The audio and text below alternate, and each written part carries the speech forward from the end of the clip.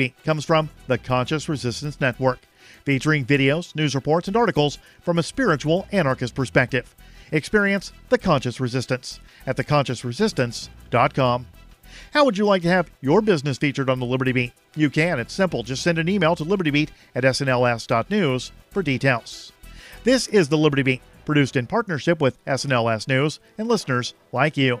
The Liberty Beat is online at libertybeat.news and snls.news. I'm Mick Murrow, reporting for the weekend edition of the Liberty Beat, reminding you, spread liberty with a smile.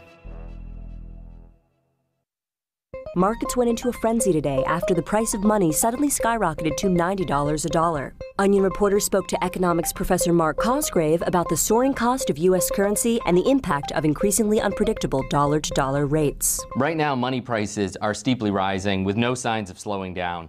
This morning alone, the price of dollars nearly tripled, with 1 cent worth approximately $6. That's exponentially higher than even a week ago when money was trading at roughly $53 on the dollar. To put it bluntly, we're now in the midst of a national economic crisis. According to Cosgrave, the abrupt spike in dollar prices initially caused many Americans to hold on to their money, hoping that the $90 cost of dollars would soon dip back down. But as prices continued to climb, investors panicked and began purchasing as much money as possible. But with the cost of quarters hitting $4.97 and the $5 bill jumping to a 12-year high of $372, the days when you could get $30 or $40 for just a couple of bucks are unfortunately long gone. This is the Onion News Network. The Call to Freedom is an opinion show. It's meant for informational purposes only. It is not licensed financial advice. It is very important to do your own analysis before making any investment based on your own personal circumstances. You should take independent financial advice from a professional in connection with or independently research and verify any information that you hear from the Call of Freedom and wish to rely upon, whether for the purpose of making an investment decision or otherwise. I mean, come on, guys. Duh. It's a cryptocurrency investment and a political talk radio. Of course, it's opinions. Computers are online. I'm gonna start loading software. 5, 4, 3, 2, 1. Welcome to the Call to Freedom. Broadcasting live from Birdcoin Studios on LRN FM. You're listening to Will. You will listen to every damn word I have to say. And Aria. Be afraid. Be very afraid. Stay tuned for political talk and everything crypto. That's right. Broadcasting internationally on our Bit Plus Network satellite. This is the Call to Freedom. All right, let's boot it up. That's right. Welcome to the Call to Freedom here on LRN.FM, broadcasting as always from the Liberty Studio here in Keene, New Hampshire. I'm your host, Aria DiMezzo, joined in the studio by Michael Hampton. Again. Welcome back. I guess BitcoinHistory.com. Are we announcing that now? It's not officially launched, but you could certainly mention that. I don't mind. It's just not officially a thing yet. Okay. Well, it works rather well. It does work. That isn't actually launched. It's a cool little aggregate site. I don't know how far back it goes, but it's essentially cataloging. Gone back several months with news articles. There's kind of a halfway implemented block explorer that goes all the way back to the beginning. There's actually, if you actually go back to 2009, there's like 1 or 2 entries back there from where everything started, and you can see where the Satoshi wrote to the mailing list originally, when he published the paper, the date of the first block, all that stuff. Wow. That's very cool. It really, the beginning of the history is actually in there. Okay. And today it's just news articles. Right. Well, because, I mean, that's the history being made, is those news articles. So that's really cool. Well, we have a number of interesting stories today, mostly for the first hour at least, dealing with police being police and, you know, dealing with the consequences thereof. That's what they do. So how many dogs did they shoot today? I don't know about how many dogs or even how many people they shot today. I think on average it would be 3. 3 dogs or 3 people? 3 people. Maybe 4. We may even be up to 6 now, actually, come to think of it, because we got close to 2,000 people shot and killed by police last year. That's terrible news. It's terrible news. So why don't we move on to some good cop news then? How many cops have been shot by cops? Well, how many cops have been shot by cops? In the past few weeks, at least 2. But the story I want to lead off with is about Jason Van Dyke, the ex-cop who killed Laquan McDonald in Chicago and who was just beaten in prison, which makes me wonder, how much privilege does a former cop get in prison from the guards? Because he can't be treated like a regular inmate, right?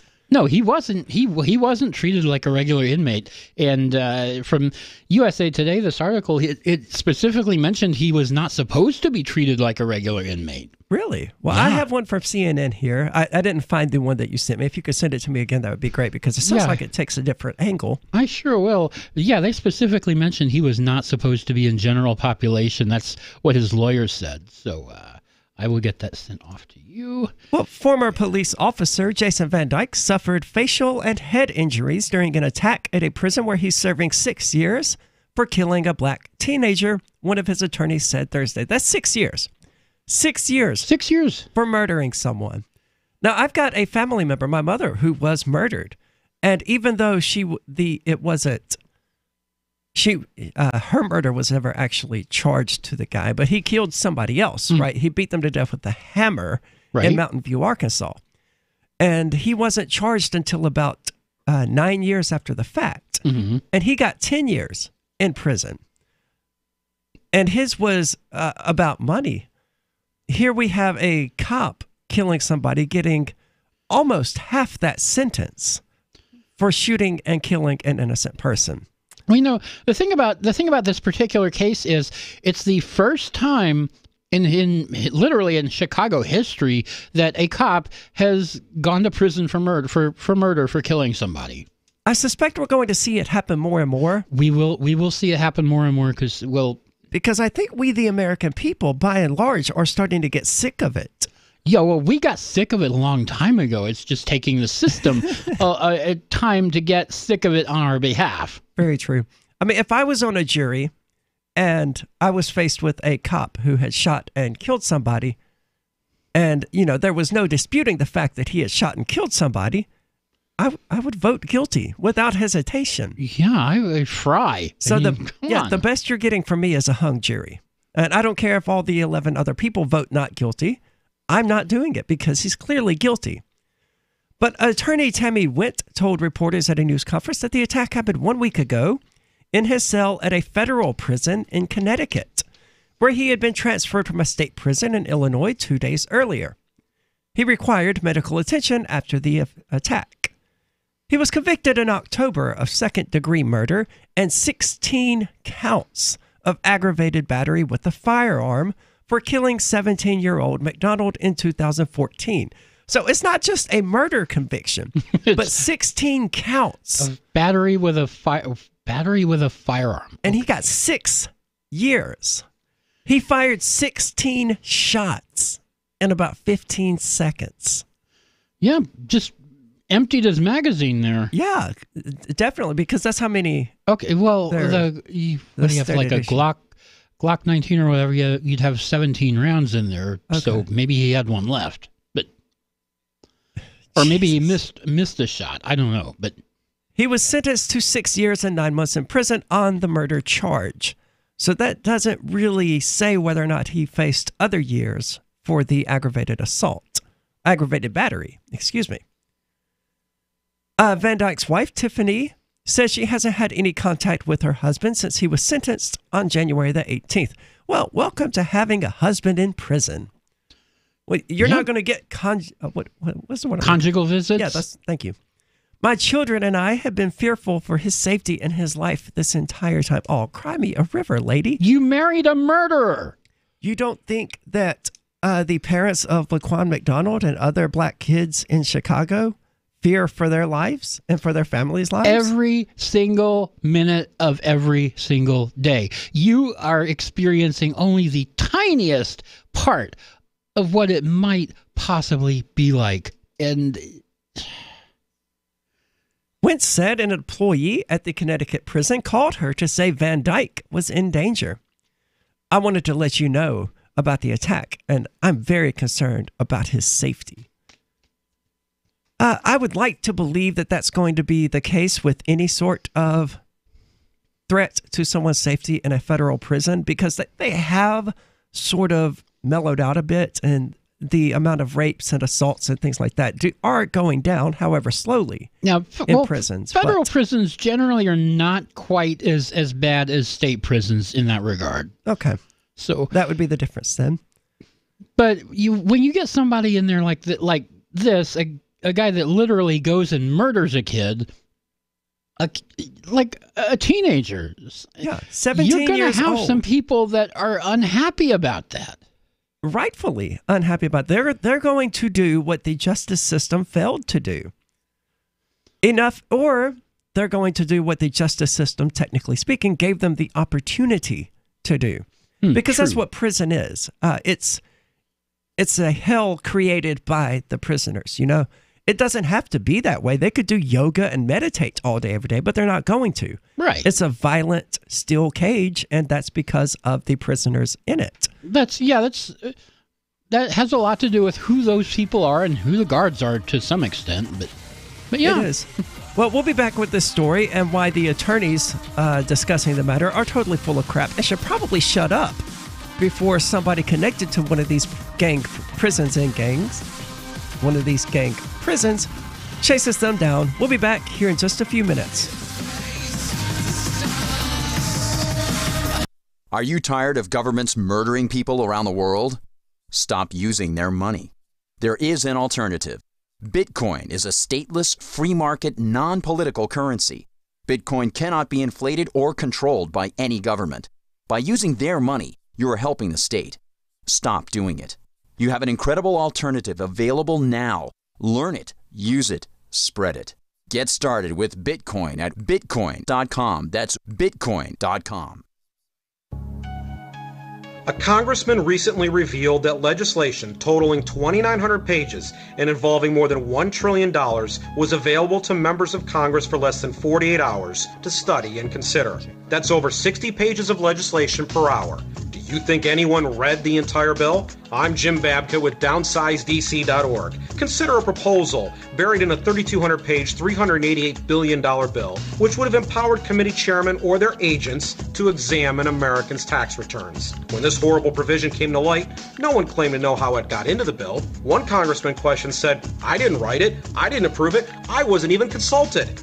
If your attorney represented you this way, he might be disbarred. But this is how Congress represents you every day. That's why DownsizeDC.org has created the Read the Bills Act. You can force Congress to read their bills before they pass them at DownsizeDC.org. Some of you asked, and now we've delivered. LRN.FM's live Keene, New Hampshire studio shows are now streamed in HD on Twitch. Visit our channel at twitch.lrn.fm and give it a follow. If you have Amazon Prime, you get one free subscription on Twitch. If you use it on our channel, Twitch will give LRN.FM a monthly piece of your Prime subscription cost. So please watch, follow, share, and subscribe to twitch.lrn.fm. That's twitch.lrn.fm.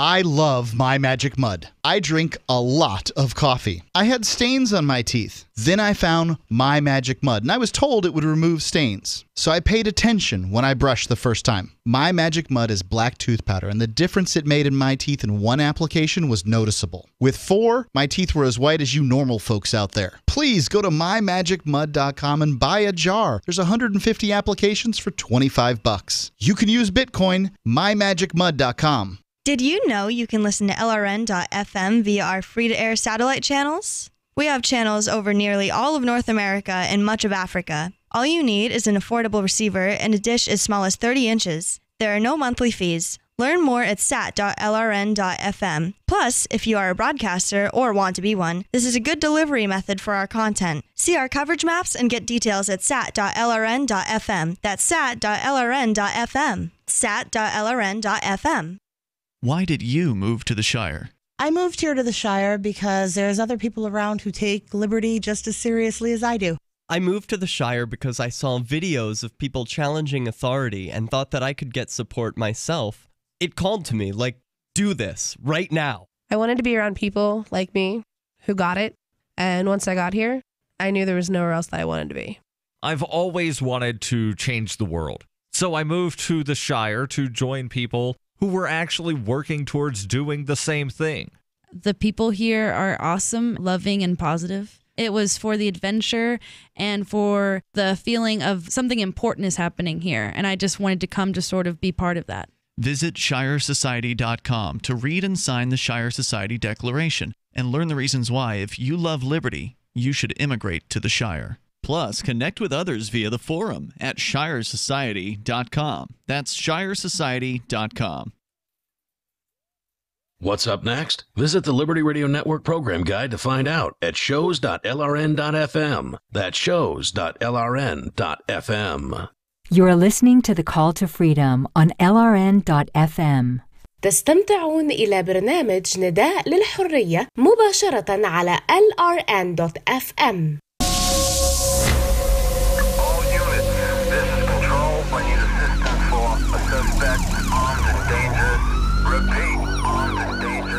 All right, welcome back to the Call to Freedom here on LRN.FM. Sorry about that. Ended up. God damn it. Ooh, hold on. Thank you. So anyway, we've been having a discussion here about Van Dyke being a cop and murdering a black teenager in Chicago, going to prison for doing that, being transferred because I think it said they feared for his safety. Well, in Connecticut, well, the thing is, he was in an Illinois state prison while he was awaiting sentencing. And after he got sentenced, he got transferred to a prison in Connecticut, which is not a very uncommon thing. A lot of prisoners do get transferred out of state. That's true. They do. I mean, especially when they're doing time. Prisons overcrowded or whatever. Many different reasons that states do this. But this guy got transferred to a federal prison in Danbury, Connecticut, where he got stuck into general population. And within 4 hours of getting there, inmates just started beating the crap out of him. Within 4 hours. I mean, that's hardly a surprise. No, it's not a surprise in the least. This guy just literally shot a teenage kid in cold blood. 16 times. Well, shot at him 16 times. We don't know how many of those hit him, but you would expect it to be more than a few. I don't recall exactly. I'm pretty sure he actually was hit 16 times. Jesus. Well, Wendt also added that Van Dyke was led like a lamb to the slaughter. He was placed in general population in a unit filled with gangbangers, violent criminals. I don't think there are that many other cops in prison, are there? No. Cops in prison are pretty rare. Well, then I would suggest that it's probably not filled with gangbangers and violent criminals. It's filled with people who were made into that. No, But they're certainly not filled with people who just inherently are that because they get paid to do that. Gangbangers. Who actually said this gangbang? Was that his wife or his attorney? It was one of his attorneys. Okay, come on. Danbury is like the minimum security Club Fed. It is. That's her next point. Even though they call this a minimum security prison, these are violent criminals on the last leg of their sentence. Yeah, so they don't have much motivation to commit crimes that are going to lengthen said sentences. Listen, lawyer, your client is a violent criminal. Yeah, I doubt there are very many people. He's in the right place. I doubt there are very many people in this minimum security prison who shot somebody 16 times. No, probably not a single one. To put a police officer who has spent his entire career locking up bad guys in with these bad guys, it doesn't take a genius to know that it's obviously going to get him in trouble. It's unconscionable that this happened. It's karma that this happened. Yeah. And I don't condone... Karma's a bitch. Officers being attacked. I do condone it. No, but if this guy had actually been put in a cell block with gangbangers, he wouldn't have been beat up. He would have been killed. Oh, yeah. He would have been totally beaten to death. But, I mean, it tells you how much they hate cops, and rightfully so, because it was cops who put all of these people in prison, that they would, on the last legs of their sentences in a minimum security prison, attack and beat a police officer. After Van Dyke was convicted, he was sent to a jail after being convicted for murder and 16 counts of aggravated battery with a firearm, to await sentencing because authorities feared they could not assure his safety in Cook County. I don't think they don't give pedophiles this much safety concern, do they? And I'm not saying they should, but the thing is, we shouldn't be putting people in prison anyway. But they were being so deferent to this guy because, as his attorney said, he was a cop and was supposedly a good guy who just made a mistake. 16 times. A spokeswoman for the Illinois Department of Corrections said Van Dyke was transferred under terms of a federal intergovernmental agreement for safety and security purposes. The department does not discuss details of those transferred under this agreement. The Bureau of Prisons confirmed that Van Dyke was a victim of an assault resulting in minor injuries. Minor injuries. That happens every day in prisons. Yeah, that's par for the course. The only reason this is being discussed is because he was a cop. Yeah, he's infamous now. Yep.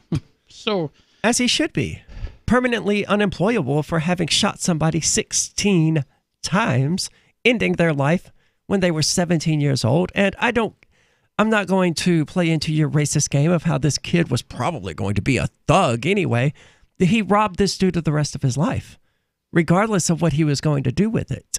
This kid wasn't even out of high school, and he was shot and killed in cold blood by somebody who literally gets paid to shoot and kill people.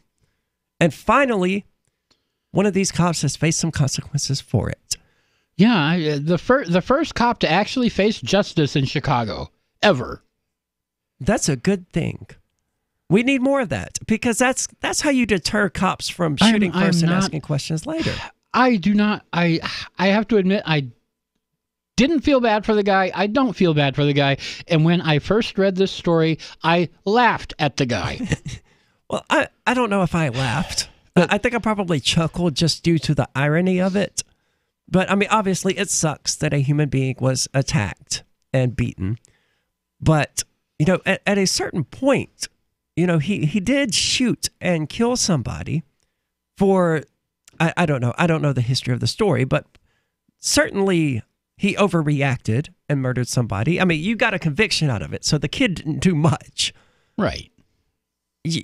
At a certain point, you can't really be upset that he was assaulted and beaten as punishment for murdering somebody. Did you see what his wife was saying? I don't know how safe he is. I don't know the extent of his injuries. At the end of the day, I want my husband home. I want him to be safe. I don't need people to go into his cell and attack him. The next time this could happen, they could kill him. I cannot bury my husband.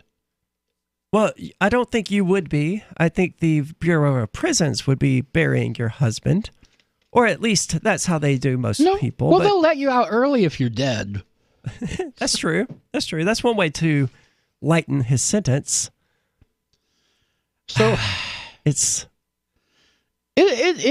does kind of suck for her though, because she's got a husband who turned into a killer and has gone to prison for it, and now she has to deal with that.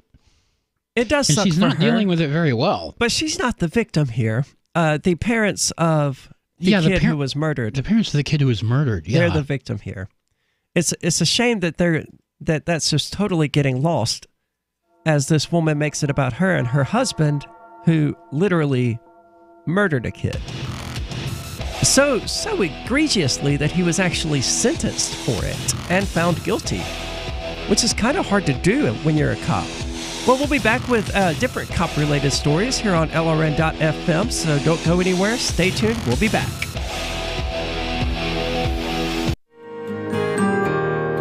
So the protection of life, liberty, and property is what the Free State Project is all about. But it's an effort to move 20,000 people who understand. It's about demonstrating to the entire country that, yeah, we can have a free market, a truly free market. Making it just a freer, great place to live.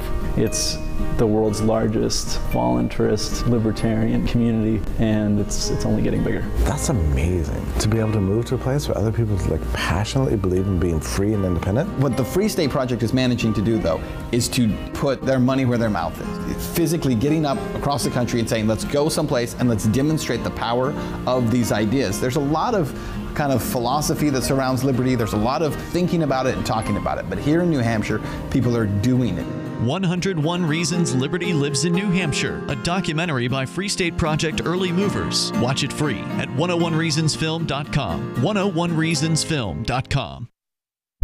So you've signed the Shire Society Declaration and are planning your move to New Hampshire to be around more liberty-oriented people. Next, sign up for the Shire Society Forum at forum.shiresociety.com. There are a bunch of people there who are already in the Shire, and they want to meet you. If you're already in the Shire physically, you should also come by the forums. Remember, not everyone uses Facebook. New people are signing up for the Shire Society Forum every month, so drop in and say hello at forum.shiresociety.com. Anyone can publish on the internet, but not everyone is publishing material suited for online reading. According to the Yahoo Style Guide, it cautions that internet content has a few seconds, 3 or less, to encourage people to read more, to take action, or navigate to another one of your pages. So make it easy for readers to pick and choose. Isn't that the way you poke around online? Use short words, short sentences, short paragraphs, bulleted lists, and short pages. Front load what you write, putting the most important information at the beginning of headlines and paragraphs and sentences. Same goes for your keywords, what someone would likely type into the search box on Yahoo or Google. For more tips on communicating better online or in a job interview or everyday life, hit survivalspeech.com. I'm Holland Cook. Now that you've found the Liberty Radio Network at LRN.FM, you may want to help expose others to our great programs. To assist you in doing so, you'll find resources at promote.lrn.fm, including details on how to get a free bumper sticker, quarter-page flyers you can print out and distribute, banners for your website, as well as files that will allow you to make your own custom banners and graphics. Visit promote.lrn.fm and help bring new listeners to the Liberty Radio Network. That's promote.lrn.fm. Catch the Call to Freedom at its new time, weekdays from 4 to 7 p.m. The Call to Freedom is the only live drive-home call-in show in the U.S. with a segment devoted to cryptocurrencies. Crypto Hour, brought to you by Helium.com, live from Vertcoin Studios in New Hampshire. Learn about what makes cryptocurrencies so great and why you should care about them. Updates on new coins and ICOs, and warnings of scams. Plus, hear from traders, whales, developers, and big names in the crypto world. You can also win crypto coins or tokens every episode. Just listen for the faucet sound and be the 5th caller to get free Dash, Litecoin, Vertcoin, Verge, or other cryptocurrencies. The Call to Freedom with Will and Aria, featuring Crypto Hour. Broadcast internationally through our Bit Plus Network satellite. Weekdays from 4 to 7 p.m. on LRN FM. Join the LRN.FM Discord for live chat 24/7 at discord.lrn.fm. That's discord.lrn.fm. You are listening to the Call to Freedom on LRN.FM. आप सुन रहे हैं स्वतंत्रता की पुकार सिर्फ और सिर्फ LRN.FM पे।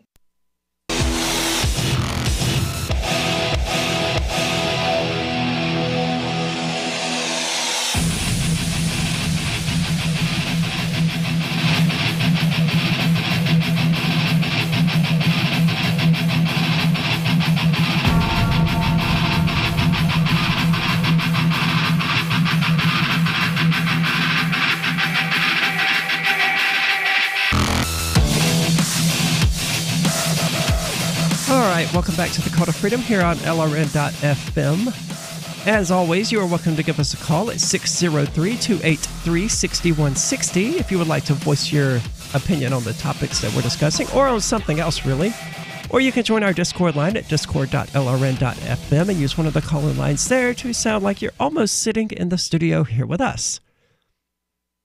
I'd also like to remind you that our podcast has moved and is no longer located at Spreaker. It is now located at calltofreedomlive.podbean.com. That's podbean.com. That's calltofreedomlive.podbean.com. You can also find it on Google Play by searching for or Google Play Music rather, by searching for the Call to Freedom. And eventually I'm going to actually get off my butt and add it to iTunes, which is something that's been on the agenda for about 2.5 weeks now, and I just have not done it. Now, but doesn't Apple make that a real pain, though, adding something to iTunes? I think so. It's certainly not as simple as adding it to Google Play, which took like 2 clicks. But that's because I have a long-established Google Play Music account and used to have rantings and ravings of the Anarchist Shemale, which is one of the podcasts I was doing that landed me on the show in the first place. Through Google Play Music. I also used Podbean back then as well. A lot of people use SoundCloud. I prefer to use SoundCloud for my music, but not for podcasts because the pricing is way too expensive. What? The SoundCloud, how are they charging creators? After a certain amount of storage. Okay. They do. I think it's like 100 megabytes for $5, which that's one episode for us, you know? Yeah, 100 megabytes, you could blow through that. And, well, depends on how you encode it. But, yeah, 3-hour show at, God, even at like 32, you'd run through that pretty quick. So, I can see that. Podbean does it for $14 a month, unlimited upload space, unlimited number of uploads. If you would like to support that $14 a month, of course, you can join. You can do so through Patreon, which is currently paying for the podcast to be online. We'll discuss that further later. But that's how we're doing it. In getting back to the news stories, here's one we missed when it was around the first time. It's about a month old. An Indiana police officer accidentally shot by another cop in dramatic body camera video. Ooh. Now, the video, it would be interesting to watch. I will post the link, I suppose, in our Telegram chat, which will send it to Facebook and Twitter and all of that for me. So check us out there. God, there's so much. I need to add those into the thing. I'll do that. But anyway, a police officer in Indiana is recovering after she was accidentally shot by a fellow cop when a dog broke out of its cage and charged at them during an investigation last week. I think I remember this one. The cop was trying to shoot the dog, but ended up shooting his partner instead. Jeez, some people should not have guns. Yeah, cops in America should not have guns. They just can't be trusted with them. That's true. They just we need an armed population and an unarmed police force. I will buy that. Well, if we had an armed population, we wouldn't actually need a police force. Really wouldn't have much need for. I mean, they'd have to come in and occasionally bring out dead bodies of criminals, but we'd save a lot of money on prisons, and we would. The incident happened in early January in Lafayette when officers Lafraine Butler and Aaron Wright were conducting an investigation at an apartment complex, and a dog broke out of its cage and jumped on Wright, causing him to accidentally discharge his weapon. There's no such thing as accidentally discharging your weapon. No, what horrific gun safety. I learned in the 5th grade that you don't carry around an unarmed weapon and point it at things unless you're ready to destroy them. That's like rule number 1 or 4. Why didn't he have why did he have his weapon out? I guess would be my first question. Well, he was going to shoot the dog. True. Why didn't he have the safety on? He was going to shoot the dog. Why did he have his finger on the trigger? He was going to shoot the dog. I mean, clearly he was going to shoot the dog. Bullets move faster than dogs, though, so I would have to ask, well, apparently so do cops. Our conclusion in this incident was that this was not a result of an act of negligence, carelessness, or otherwise reckless behavior. Lafayette Police Chief Patrick Flannelly, oh, that is such an Irish name, said during a news conference on Friday. And how did he come to that conclusion? It was accidental. Accidental. Well, there is body cam footage of it. I will have to watch that at some point. The cop in question is kind of pretty. Mm. In the video, the officers can be seen searching the apartment when Butler is told to keep an eye on the large caged dog. When Wright enters the apartment and approached the cage, the dog barked and knocked down the cage door. The officer then fired a shot while turning away, which struck Butler. Yeah, what? And this was not a result of negligence or carelessness. Oh, it was negligence, carelessness, stupidity. I see this guy just kind of squinting and shaking and holding his gun and just shooting at random directions. That's how it sounds. That's pretty much what happened. I mean, I have seen this body cam footage, so yeah, it's pretty much how it went down. I have never shot a gun while turning away from the direction the gun is pointed. Yeah, you would never do that. No, it's insane. That's worse than flinching when you're shooting. From the moment the dog began to force its way out of the cage, the officers were faced with just a few options in fractions of a second. He added that Wright never intended to pull the trigger. Then his finger probably shouldn't have been on the trigger. Now, maybe it's just me because I grew up in the South where, gun safety is something we learn at like the age of 4. But I've always been under the impression that you don't put your finger on the trigger until you're ready to pull. Come on, that's what we all learned from Eddie Eagle in the NRA classes. You know, you don't just walk around pointing a gun at things with your finger on the trigger and the safety off and the barrel loaded. No, that's what you do when you're ready to kill.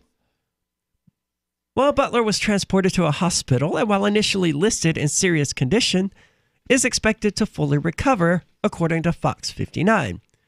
The dog involved in the incident was not injured. Oh, good news. That is good news. I am happy to hear that because they did break into the dog's residence and dogs are fiercely territorial. It would be the equivalent of shooting this dog for being a dog. These people had no business being there. That's what cops do. They shoot dogs for being dogs. They certainly do. And they shouldn't. The studio here was raided, and I am shocked every time that Jazzy was not shot. The studio she just sat there, so. I'm sure she did. She's such a sweet dog. But Keen would get burned to the ground. Oh my goodness. I can't even imagine. But the animal has since been returned to its home. It doesn't say whether or not the cops actually found anything. One would presume that they did not, because otherwise they would have been, advertising it on Facebook, even if all they found was like a dime bag of weed, because that's what cops do. Yeah, no matter how. I've seen that meme too. So. Yeah. They're standing in front of the table with like $56 and like and a little roach or something. Yeah, that's cops. Well, we'll be back here in just a few minutes on LRN.FM, so don't go anywhere. Stay tuned for more. We have another story about cops shooting each other and themselves.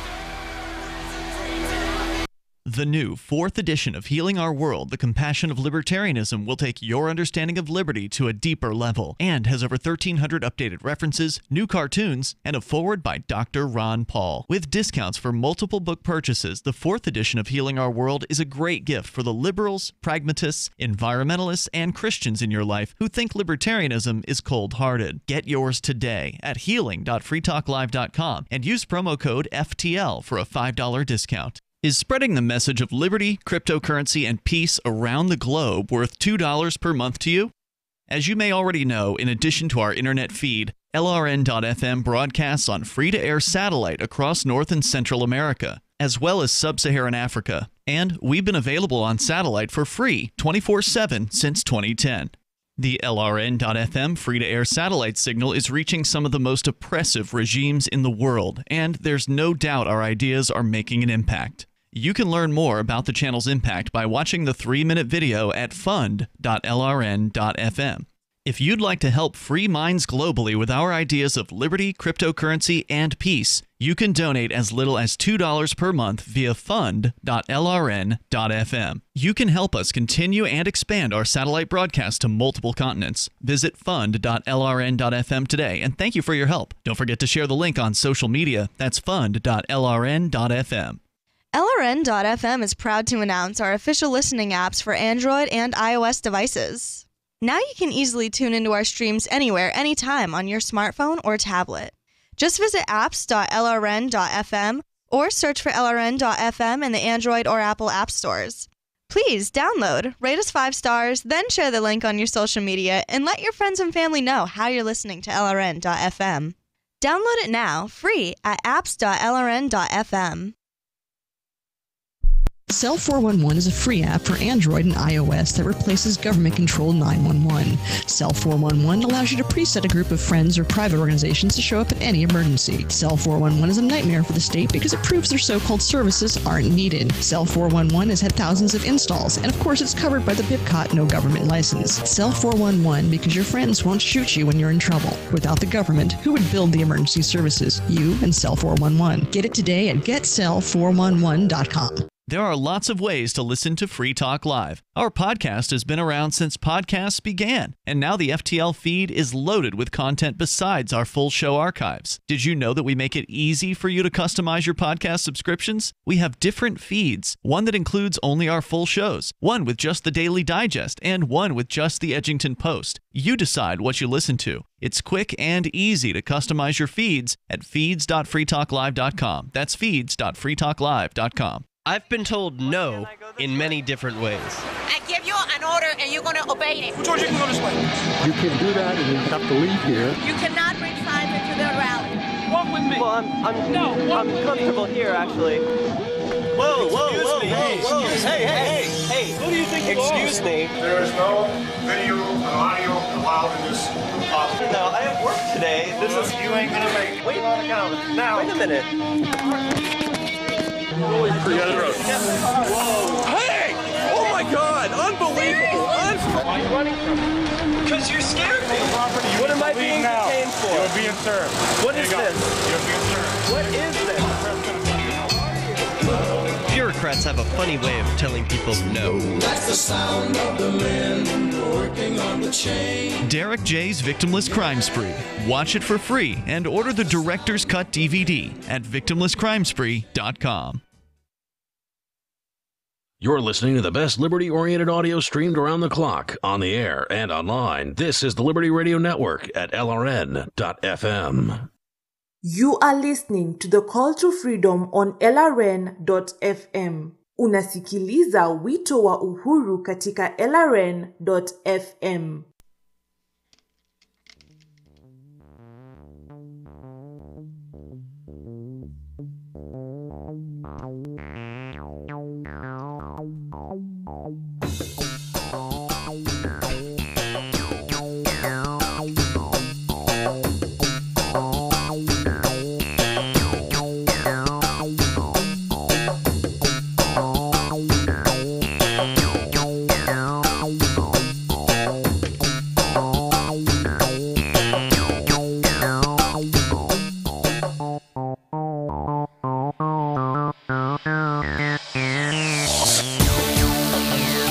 Welcome back to the Call to Freedom here on LRN.FM, broadcasting as always from the Liberty Radio Network studios here in Keene, New Hampshire.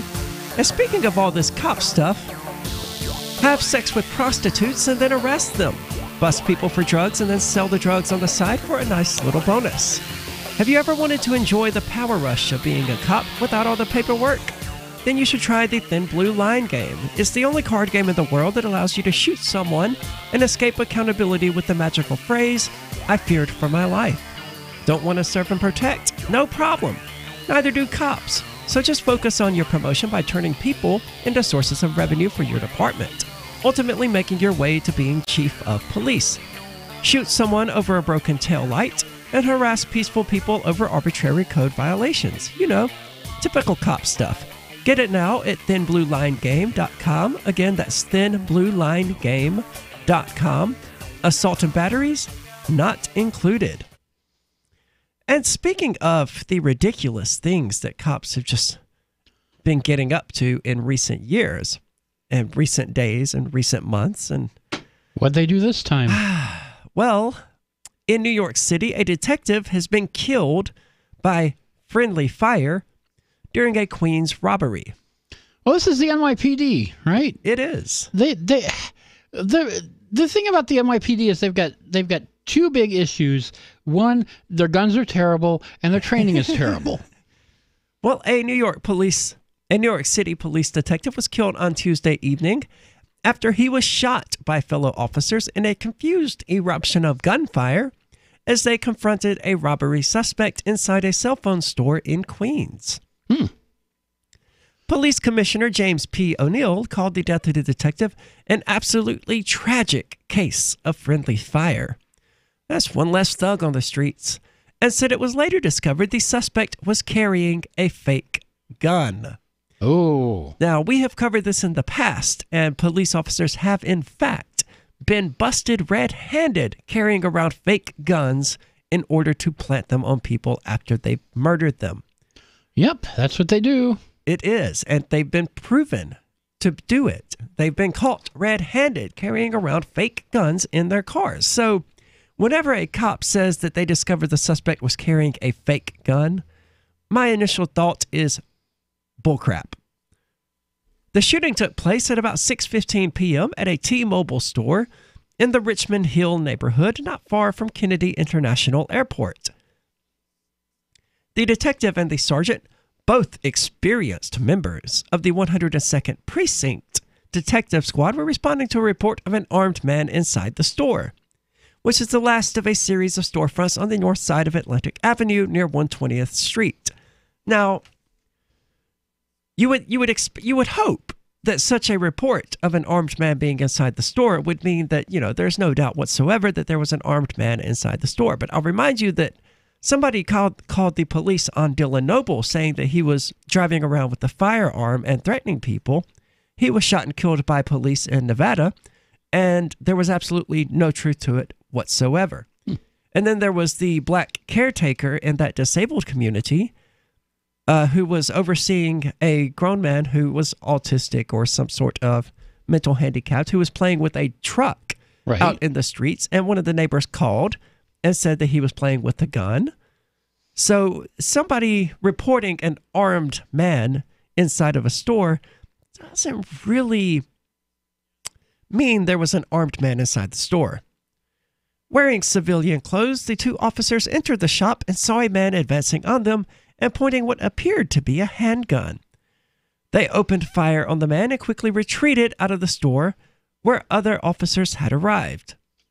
That was when the detective, Brian Simonson, a 19-year veteran, was shot in the chest. What? How did... Yeah, okay. So let's recap. So they get a report that there's an armed man inside the store. They go in there. They find this guy with what appears to be a handgun. They open fire and quickly retreat out of the store. And then one of the detectives gets shot by another police officer. In the store or out of the store? This is really confused. They retreated out of the store. But they kept shooting. But apparently not in the direction of the store. But yes, clearly they kept shooting. This is a very strange thing. It is a very difficult and painful night for our city, Mayor de Blasio said at Jamaica Hospital Medical Center. We lost a very good man. The officers were rushed to Jamaica Hospital, where the sergeant underwent surgery for a gunshot wound to his thigh and was expected to recover. So multiple officers were shot trying to get this guy with the reported fake gun, which I'll believe when I see CCTV footage of the incident, which has probably been confiscated by the NYPD and will probably never be released. Very similar to the jet that hit the Pentagon just pointing out that when authorities confiscate video footage, it's rarely because they want to do an investigation. It was unclear how many officers were at the scene and how many fired their weapons. That's a concern. Do they not count their bullets at the end of the night and go, okay, well, this cop shot 3, this cop shot 4? They're supposed to. There's no record of where cops go and what they do? They're supposed to file a report every time they fire a shot, and every single shot is supposed to have been accounted for. But that apparently is not happening. Yeah, how could something like that be unclear? We have no idea how many officers were there or how many of them fired their weapons because of this one guy robbing a T-Mobile store, possibly with a fake gun. Who, from what I've seen so far, well, okay, here we go. In addition to the 2 officers, the robber was also hit and was taken to a different hospital. He was taken to New York Hospital, Queens, with several gunshot wounds. Why did they take him to a different hospital? I don't know. The police did not immediately release his name, but Mr. O'Neill described him as a 27-year-old career criminal. Traffic was backed up for blocks as the police surrounded the shop after the shooting. Their shooting, the one that they did. Inside, crime scene investigators could be seen combing for evidence. Detectives fanned out along nearby streets searching for witnesses and security cameras. Oh, yeah. I bet they did. Well, you know, they got to get rid of the evidence. Sadil, 73, who has run a nearby hardware store for more than 2 decades, said he heard a barrage of popping sounds. I told my wife, that thing sounds like a gun. The chaos of the shooting can be heard unfolding in a frenetic police radio broadcast, according to a recording that was posted online by Broadcastify. The call came in for an armed gunman inside the T-Mobile store who had taken 2 employees into the back room. A barrage of gunfire can be heard as an officer screamed at a dispatcher, shots fired, shots fired. By my partner. At me. Within minutes, there were panic calls for an ambulance because a MOS, short for member of service, had been shot. The suspect at that point was still inside the store. A sergeant, presumably Sergeant Gorman, told a dispatcher, "Be advised, I'm shot. The perp's still at the location." So this is a monumental failure for the NYPD. Massive failure. But, you know, it's not unexpected. It's not, but they arrive over a fake gun. They're the only people who fire any shots. 2 officers go down. And they also managed to get the perp, which I guess good for them. Well, yeah, there's that. But they did manage to shoot themselves and each other and have no idea how many cops were there or how many shots were fired. Well, their firearms training is terrible. They're only allowed to use double action only triggers, choosing between like 3 double action only weapons, which is ridiculous. And their qualification is horrible. I found a Reddit AMA from an NYPD officer, and they're like, missed 12 out of 50 at 7 yards? Good enough. At 7 yards? Yeah. Wow. That's all they have. No wonder other officers got shot. They probably were aiming for the perpetrator and just missed. Jesus. Okay, another reason not to go to New York in addition to their hostility toward cryptocurrency. Speaking of cryptocurrency, don't go anywhere because on Free Talk Live, we're bringing people to the ideas of liberty every day. From wrestling superstars like Glenn Jacobs. You guys really are having an impact, I believe. Like I said, a lot of where I am now is due to listening to Free Talk Live. You changed my mind on some very important issues years ago. To random people tuning in on the radio. I was kind of stuck in the left-right paradigm. I heard your show by chance on a Saturday night. From there, I went on, joined the Free State Project, and become an amplifier. So, I mean, that's really the reason why I amp is because I know that if it wasn't for you guys being on as many stations as you are, I never would have found the ideas of liberty. Your amp will directly change more lives by getting Free Talk Live in front of people looking for talk radio online and on the air. When you AMP Free Talk Live, you get perks like access to the AMP-only Facebook group and AMP podcast. Visit amp.freetalklive.com. LRN.FM now has a Discord. Discord is a free text and voice chat platform, and we now have our own server with a bunch of channels at discord.lrn.fm. You can join other listeners as they chat about various things during our live shows, or anytime, day or night. Discord software is available cross-platform, so you can have it on whatever device you want and take your chats anywhere. Join our Discord at discord.lrn.fm. That's discord.lrn.fm.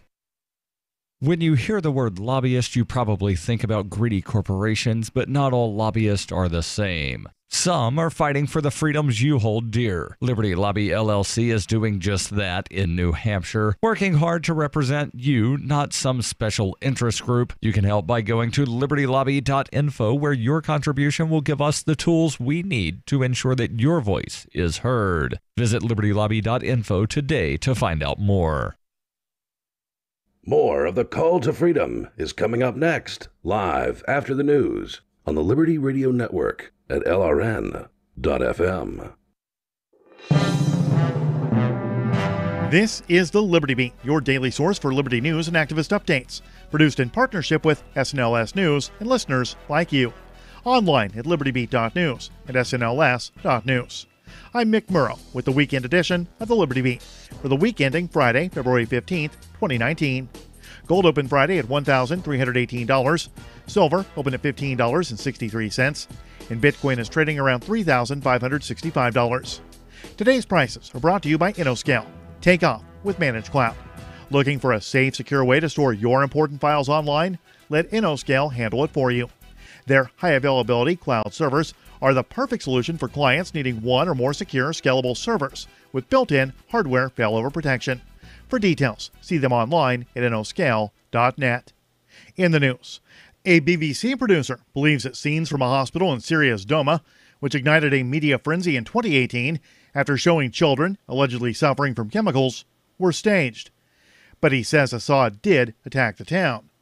According to a report from the Free Thought Project, mainstream media quickly picked up the horrific but unverified videos from a Douma hospital, where victims were treated after the poison attack.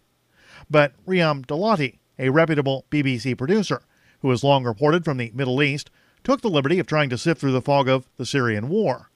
He believes Assad forces did attack the town, but that the much-publicized hospital scenes were staged. The revelations could have become a bombshell news report, but instead it was met with a deafening media silence. His employer preferred to distance itself from his findings. The Liberty Beat is sponsored in part by Brave Botanicals, high-quality kratom and CBD at reasonable prices with excellent customer service. Brave Botanicals is activist-owned and mission-driven, fighting for your right to consume plant-based medicine and natural remedies. Find out more at mybravebotanicals.com. And Liberty Beat listeners can save 10% by using promo code SNLS at checkout. This is the weekend edition of your Liberty Beat. I'm Mick Murrow reporting. Two executives at the company that chartered the U.S. plane that was caught smuggling weapons into Venezuela last week have been tied to an air cargo company that aided the CIA in the rendition of alleged terrorists to black site centers for interrogation. The Mind Unleashed reports the troubling revelation comes as Venezuelan President Nicolas Maduro has rejected a U.S. humanitarian aid convoy over concerns that it could contain weapons meant to arm the country's U.S.-backed opposition. Venezuelan authorities recently announced that 19 rifles, 118 ammo magazines, 90 radios, and 6 iPhones had been smuggled into the country by a U.S. plane that had originated in Miami. The authorities blame the United States government for the illicit cargo, accusing it of seeking to arm U.S.-funded opposition groups in the country in order to topple the current Maduro-led government. A subsequent investigation into the plane responsible for the weapons cache, conducted by McClatchy, D.C., received very little media attention, despite the fact that it uncovered information clearly showing that the plane responsible for the shipment had been making an unusually high number of trips to Venezuela and neighboring Colombia over the past few weeks. Ana Suda and Martha Mimi Hernandez are both U.S.-born citizens who grew up in Texas and California, respectively. But their lifelong citizenship and complete lack of criminal record would have no bearing on a U.S. Border Patrol agent who wanted to take dangerous Spanish-speaking women off the streets of Montana. The incident happened on May 18, 2018, as Suda and Hernandez stood in line at a local grocery store. The pair was having a friendly conversation in Spanish. The Border Patrol agent in line behind them saw their conversation as nefarious, and he demanded to know where they were born. So can you tell us in the video, please, why you asked us for our IDs, please? Ma'am, the reason I asked you for your IDs is because I came in here and I saw that you guys are speaking Spanish, which is very unheard of over there. The incident was captured on video, now published by the ACLU. The two U.S. citizens were then held against their will by U.S. Border Patrol agents, who humiliated them in front of their friends and neighbors. Support for the Liberty Beat comes from the Conscious Resistance Network, featuring videos, news reports, and articles from a spiritual anarchist perspective. Experience the Conscious Resistance at theconsciousresistance.com. How would you like to have your business featured on the Liberty Beat? You can. It's simple. Just send an email to libertybeat@snls.news for details. This is the Liberty Beat, produced in partnership with SNLS News and listeners like you. The Liberty Beat is online at libertybeat.news and snls.news. I'm Mick Murrow, reporting for the weekend edition of the Liberty Beat, reminding you, spread liberty with a smile.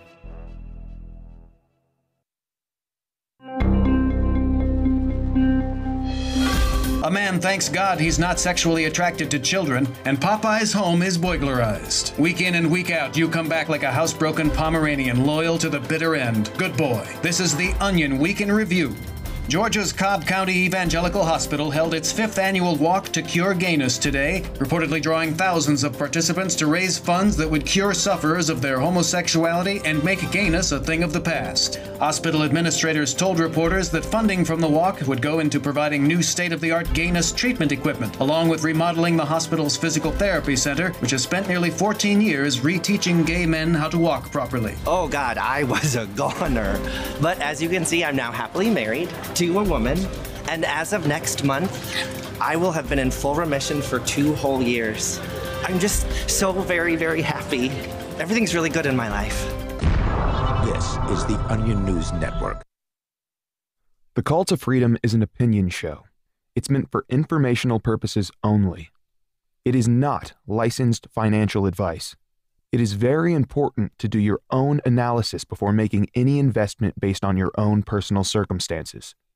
You should take independent financial advice from a professional in connection with or independently research and verify any information that you hear from the Call of Freedom and wish to rely upon, whether for the purpose of making an investment decision or otherwise. I mean, come on, guys. Duh. It's a cryptocurrency investment and a political talk radio. Of course, it's opinions.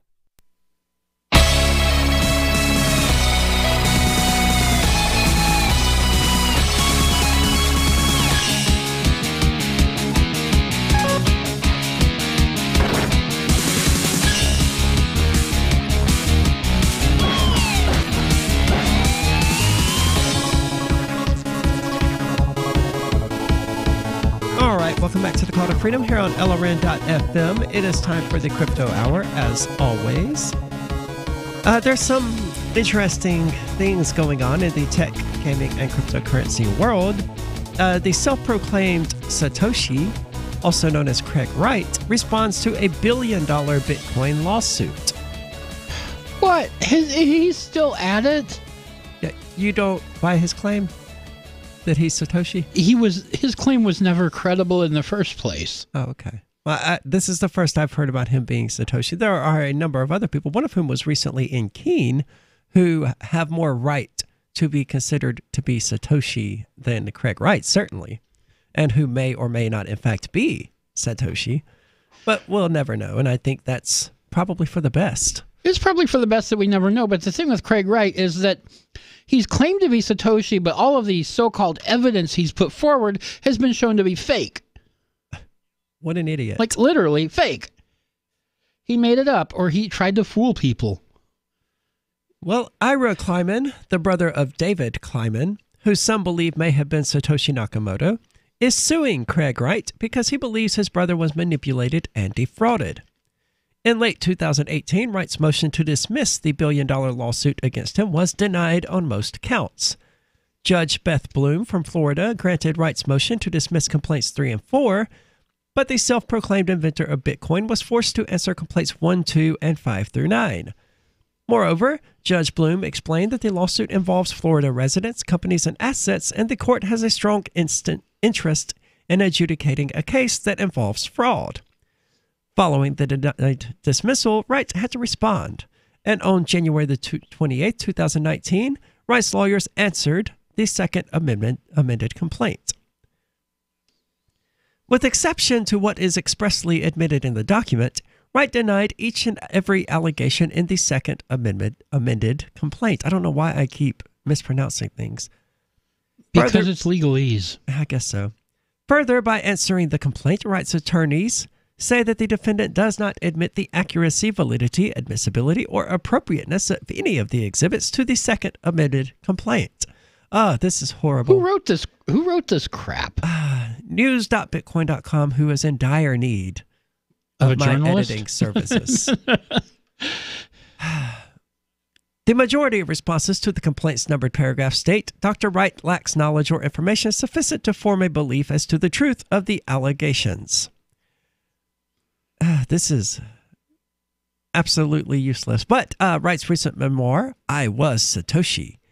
The news follows a random blog post written by Wright in which he reminisces about the old days when he allegedly created Bitcoin. Throughout the memoirs, the in-chain representative basically claims to be Satoshi. Wright further explains how he hated the Silk Road and disliked WikiLeaks before going on to explain how he can sign messages with early public keys associated with Satoshi, but refuses to do so because it is akin to asking to see his bank account statement.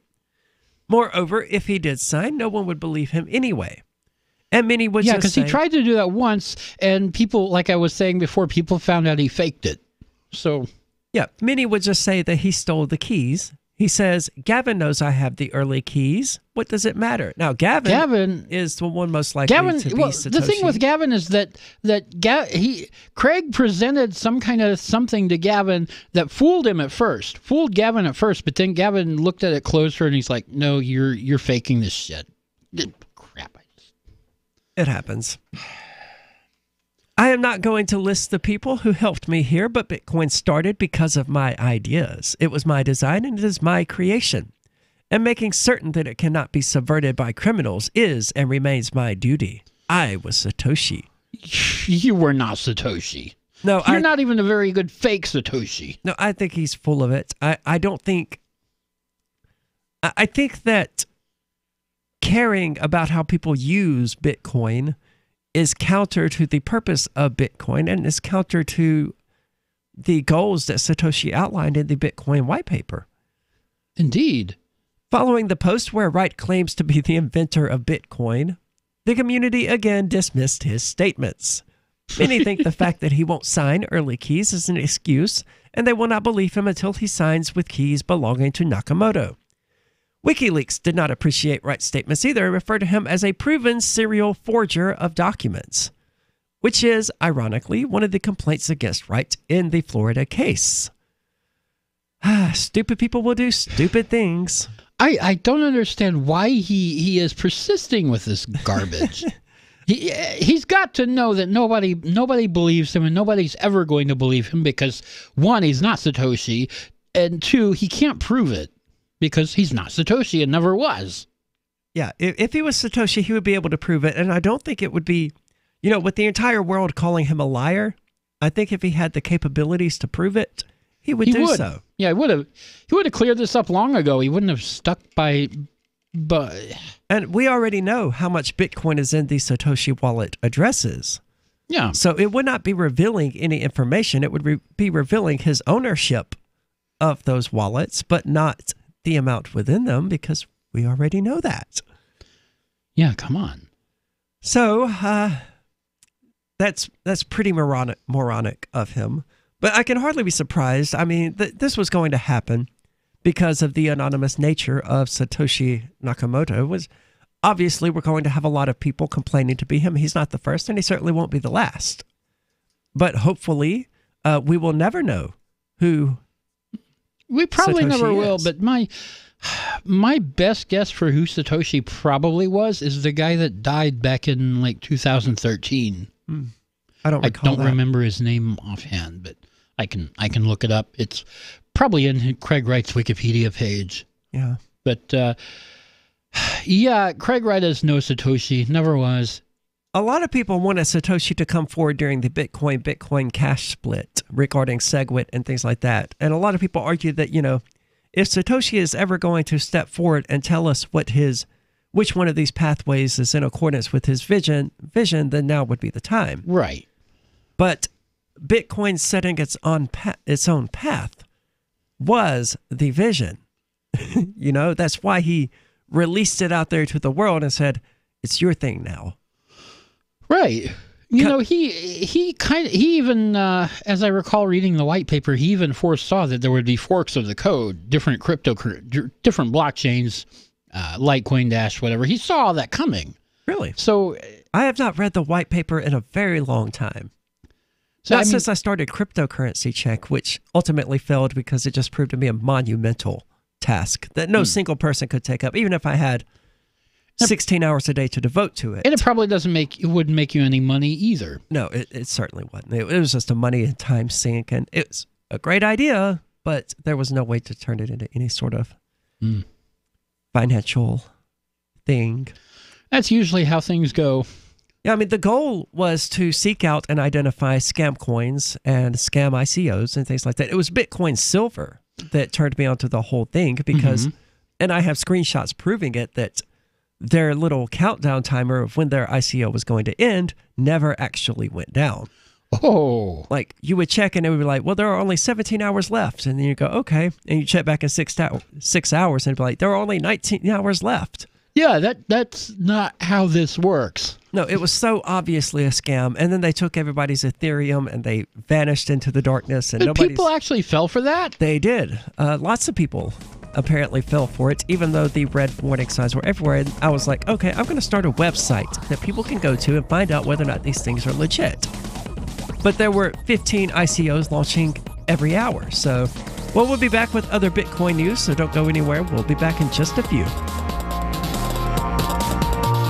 Are you a cryptocurrency advocate? The Crypto Tip is the ideal outreach tool to help new people discover cryptocurrency. It's a printable business card-sized tip that you can give to service providers, preferably in addition to a good cash tip. When the server scans the QR code, it'll bring up an explanation of cryptocurrency, how to install a wallet, and allow them to claim the tip. If they don't claim the crypto, you get your tip refunded to you after a time period you specify. Plus, if they do claim the tip, you get an email alert. Create as many tips as you want at cryptotip.org. That's cryptotip.org.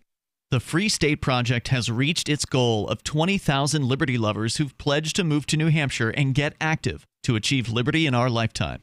Perhaps you're trying to figure out what part of New Hampshire should be your destination. If so, consider Keene. You'll find more than 150 reasons to move to Keene at move.freekeene.com. Keene is famous for its historic, publicity-generating activism, as well as being the liberty media capital of the world. It's home to freekeene.com, New Hampshire's destination for liberty activism, news, and opinion. For years, we've been compiling over 150 reasons to move to Keene at move.freekeene.com, where you'll learn about some of what's happening here and what makes Keene a great place to live. If you love liberty, you'll probably enjoy anywhere you end up in the Shire. But do your due diligence first. Please visit move.freekeene.com for the full list of over 150 reasons to move to Keene. That's move.freekeene.com. The LRN.FM's social media channels have been revamped. We've eliminated Facebook and focused on other platforms like Twitter and Mastodon, the decentralized alternative to Twitter. On our accounts, you'll find posts from multiple LRN.FM show hosts together in one place. Follow us on Twitter at twitter.lrn.fm, or better yet, move to the decentralized Mastodon social media platform at toot.lrn.fm, toot.lrn.fm. I think you'll like it. Free speech is protected on the internet, right? Not always. Government agencies try to limit free speech and commerce on the net. Luckily, when they do, the Institute for Justice is there to defend your First Amendment right to free speech. IJ helped set the first federal precedent for internet free speech in 1999, and ever since has worked to prevent unconstitutional roadblocks in cyberspace. Visit our website today at ij.org. Imagine someone in your community getting in their car, turning on the radio, and hearing the Liberty Radio Network. You can make that vision a reality with your own micro radio station. Visit broadcast.lrn.fm to learn how you can put our programs on the air in your area. You can have LRN.FM running around the clock, and you can even add in your own local shows. Building a radio station is simple, but programming isn't. That's where LRN.FM comes in. Learn more at broadcast.lrn.fm. That's broadcast.lrn.fm. This is Michael Dean from the Freedom Fiends. I've run websites since 1996 and have used over a dozen web hosts in that time. AgristHosting.com is the only one that hasn't broken my heart. Agrist Hosting's uptime and service is stellar, and their DDoS mitigation is the best I've seen. That's important because if you tell the truth in this world, you'll ruffle feathers. And some people will try dirty tricks to silence your voice. No matter what the haters hit us with, Agrist Hosting keeps our websites online. If you have a mission-critical commercial presence or a world-changing activism site, you cannot tolerate any skullduggery. So go with agristhosting.com. Have a WordPress or blog site, but you're not satisfied with performance or uptime? Or just want raw hosting? Want to pay with Bitcoin? Agrist Hosting specializes in high-performance hosting with personalized service. Go to agristhosting.com and click on the button that says Get Hosted. That's agristhosting.com. Do you love Twitter? Make sure you favorite the LRN.FM Twitter account so you can receive our tweets at twitter.lrn.fm. That's twitter.lrn.fm. You are listening to the Call to Freedom live on LRN.fm. تستمعون إلى نداء للحرية مباشرة على LRN.fm.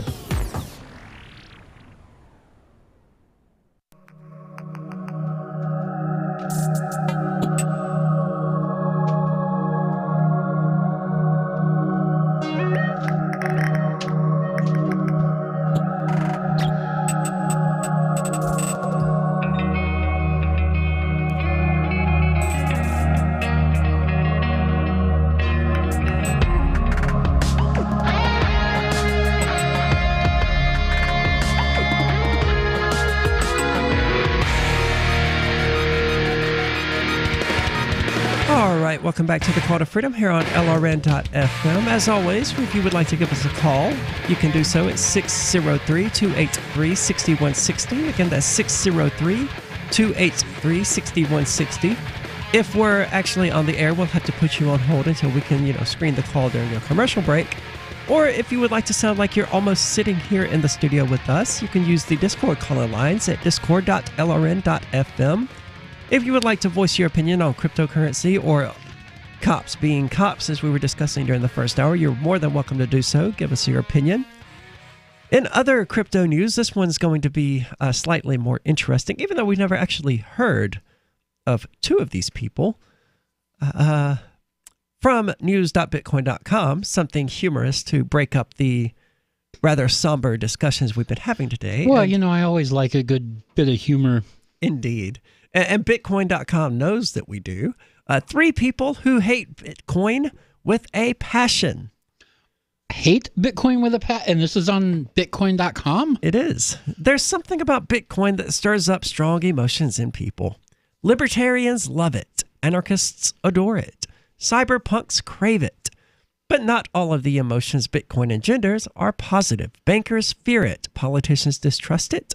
Environmentalists resent it. And a few people, why? They veritably hate it. When people develop an aversion to something, their immediate instinct is to steer clear of it, be it baths or Bitcoin. Do these 3 people also avoid taking baths? I don't know, but I already like this writer. If you loathe it, you're prone to avoid it at all costs. For some masochists, however, steering clear isn't an option. Like a wobbly tooth, they can't resist prodding. These are really good, writer. They keep returning to Bitcoin time and again, fascinated and repulsed in equal measure. Sounds like Peter Schiff. These subjects are prone to defend their Bitcoin obsession on the grounds that they're simply trying to protect innocent investors from succumbing to its wiles. Rat poison squared, as Warren Buffett memorably dismissed it. Rat poisons. You know, Their inability to leave Bitcoin alone, however, betrays a deeper fear that the cryptocurrency may achieve global domination, rendering their life's work obsolete. In this framework, Bitcoin's haters are less motivated by altruism for the innocent than by an existential dread that, should it prevail, they risk being proven wrong and ridiculed. That sounds like Peter Schiff. It's already happening as well. Well, how many Bitcoin obituaries have there been now? 350 something? Oh, at least. Well, that may be something for Bitcoin history to catalog. Yeah, well, there's already a site that catalogs Bitcoin obituaries. I will have to link to that or something. Like moths lured to an open flame, the following subjects just can't seem to escape Bitcoin's orbit. David Gerard, who is someone we have never discussed here on the show. Who is this guy? David Gerard? Evidently, his hatred for Bitcoin is biblical. If the writer was terminally ill and Satoshi Nakamoto handed him the cure, Gerard would refuse to take it on principle. He fills his days screeching at all things crypto, but reserves particular disdain for Bitcoin, the demon that spawned them all. Best known for his blog, Attack of the 50-Foot Blockchain, Gerard's work can be found on sites like Foreign Policy, where he crafts such impartisan articles as Forget Bitcoin, Try Your Mattress. Cryptocurrency is about as safe as keeping your money in a sock under someone else's bed. No, that would be the banking industry. Yeah, that's how banks work. Cryptocurrency is literally keeping it in your own, well, not literally, but figuratively keeping it in your own. It's like having your own bank under your mattress. He also penned a guest post for The Block titled The Problem with Bitcoin. Well, the problem with Bitcoin, it transpires, is everything. Gerard finishes his trade in Krugman-esque terms, opining, there will be something called Bitcoin, descended from the present software and blockchain for decades. It just takes two interested people, after all. How much it will interact with the rest of the world is an open question. Most new technologies don't really go anywhere, after all.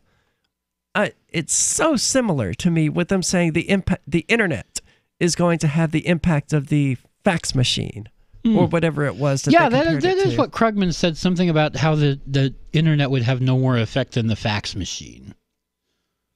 There's also Nouriel Roubini, whose name I certainly did not pronounce correctly, also known as Dr. Doom. He is the poster boy for Bitcoin hating, which is weird because we've never mentioned him here on the show, and his proclamations don't need repeating for the umpteenth time.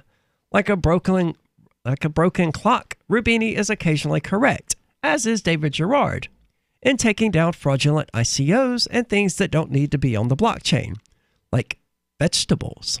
Vegetables? Yeah, there was a vegetable coin? No, there was vegetables on the blockchain. We covered it months and months ago. It was exactly as stupid as it sounds. You don't put vegetables on the blockchain. No, it was absolutely moronic. It was one of those things that, trying to beat a nail in with a screwdriver because screwdrivers are all the rage. Yeah. Which, that is blockchain technology. It's all the rage. So everybody wants to use it for everything, including... You can't use blockchain for everything. It has specific properties which make it useful for specific reasons. And shipping your vegetables is not one of them. No, spreadsheets work just fine for that. Right. Databases, spreadsheets, you don't need a public ledger to keep track of produce. As this publication occurred in taking Nouriel Roubini to task over his something to central bank digital currencies, whatever happens to central bank digital currencies, they will never replace decentralized cryptocurrencies, just as Roubini will never displace the gnawing pain that tells him he should have bought Bitcoin in 2013. We all feel that pain. We do. And people are going to feel that pain again moving forward because... Yeah, it's 2019 now, and if you're not buying Bitcoin today, you're going to feel that pain in 2024. Yep, exactly right. Because it's like no matter how many times it increases, they go, oh, I should have bought it back when it was X. And then in a few years, they're going, oh, I should have bought it back when it was Y. Yeah. And it's just a cycle that seems to repeat indefinitely. Speaking of which, I need to buy some Dash later. But Route 101 will be closed. Crap, I forgot. I'll have to scoop it up tomorrow. But other technological and cryptocurrency related news, we haven't even gotten to the best one yet, who is, of course, Paul Krugman. So stay tuned while we make fun of him. Yeah, I want to hear what he has to say. Yeah, he's the one we have to get to, and we will here in just a few minutes on The Call to Freedom. We have some good news. The indictments against Ross Ulbricht in the District of Maryland were dismissed with prejudice, meaning they can never be refiled. This is especially good because those indictments contain the only charge ever made that Ross engaged in murder for hire. This was a serious allegation that Ross Ulbricht denies. It was never prosecuted or ruled on by a jury, but was trumpeted by the federal government and the media as if it were proven fact. The Maryland court held these indictments for almost 5 years, poisoning Ross's case and leaving him under a cloud of unproven allegations. As explained in Ross's appeal to the Supreme Court, the fact that the judge used these allegations to give Ross a draconian sentence of double life without parole violated his Sixth Amendment right to a jury trial. Judges are required to issue sentences based on convictions decided by a jury, not unproven allegations never even charged at trial. Although this is a positive development, the dropped indictment will not set Ross free. Now, a presidential pardon is Ross's only hope of freedom. Sign the petition at freeross.org. freeross.org. There are basically two types of advertising: direct response and branding. Radio's great for direct response with its low cost to listener ratio, but audio can't be beat for branding, which is a longer-term endeavor. You want to be the first thing that someone thinks of when they think about your product or service. If you have a local business that you want kept top of mind in your community, call the station. If you need national reach, Free Talk Live's got around 200 radio stations, millions of monthly listening sessions, can suit all budgets, and if we don't think we're right for you, we'll tell you. Email me, mark@freetalklive.com. Is spreading the message of liberty, cryptocurrency, and peace around the globe worth $2 per month to you? As you may already know, in addition to our internet feed, LRN.FM broadcasts on free-to-air satellite across North and Central America, as well as Sub-Saharan Africa. And we've been available on satellite for free 24/7 since 2010. The LRN.FM free-to-air satellite signal is reaching some of the most oppressive regimes in the world, and there's no doubt our ideas are making an impact. You can learn more about the channel's impact by watching the 3-minute video at fund.lrn.fm. If you'd like to help free minds globally with our ideas of liberty, cryptocurrency, and peace, you can donate as little as $2 per month via fund.lrn.fm. You can help us continue and expand our satellite broadcast to multiple continents. Visit fund.lrn.fm today, and thank you for your help. Don't forget to share the link on social media. That's fund.lrn.fm. Did you know we've taken our LRN.FM telephone listen line to a new level with the LRN.FM audio on demand line? Now you can call 712-770-8447 anytime and listen to LRN.FM's live feed. And you can listen to a bunch of our original shows on demand. Long distance fees may apply. Just dial 712-770-8447 and choose from the menu. 712-770-8447. In a dramatic scene last night, a coalition of the nation's damaged women staged a drunken, tear-soaked march on the Capitol just after 2 a.m. Jane Carmichael has more. Thank you, Brooke. The damaged women began their protest yesterday afternoon, marching on the National Mall at about 4 p.m., and then marching away furious, saying they were done with Congress once and for all. But then they came back again late last night, insisting that someone in Washington listen to them for once. The late-night protest started with tearful apologies, but quickly moved to anger as marchers demanded that Congress pass a bill making it illegal to say you love someone and then up and leave as soon as there's one little problem. Why are you ignoring us? Stop ignoring us! Why don't you hear me when I talk to you? Wipe the smirk off of your face. No, come back! Come back because we think that we want you to care about us! I don't need to pay a therapist to tell me I'm unhappy! I know I'm unhappy! This is the Onion News Network. You can put the Liberty Radio Network on the air in your area. Visit broadcast.lrn.fm to learn how. Broadcast.lrn.fm.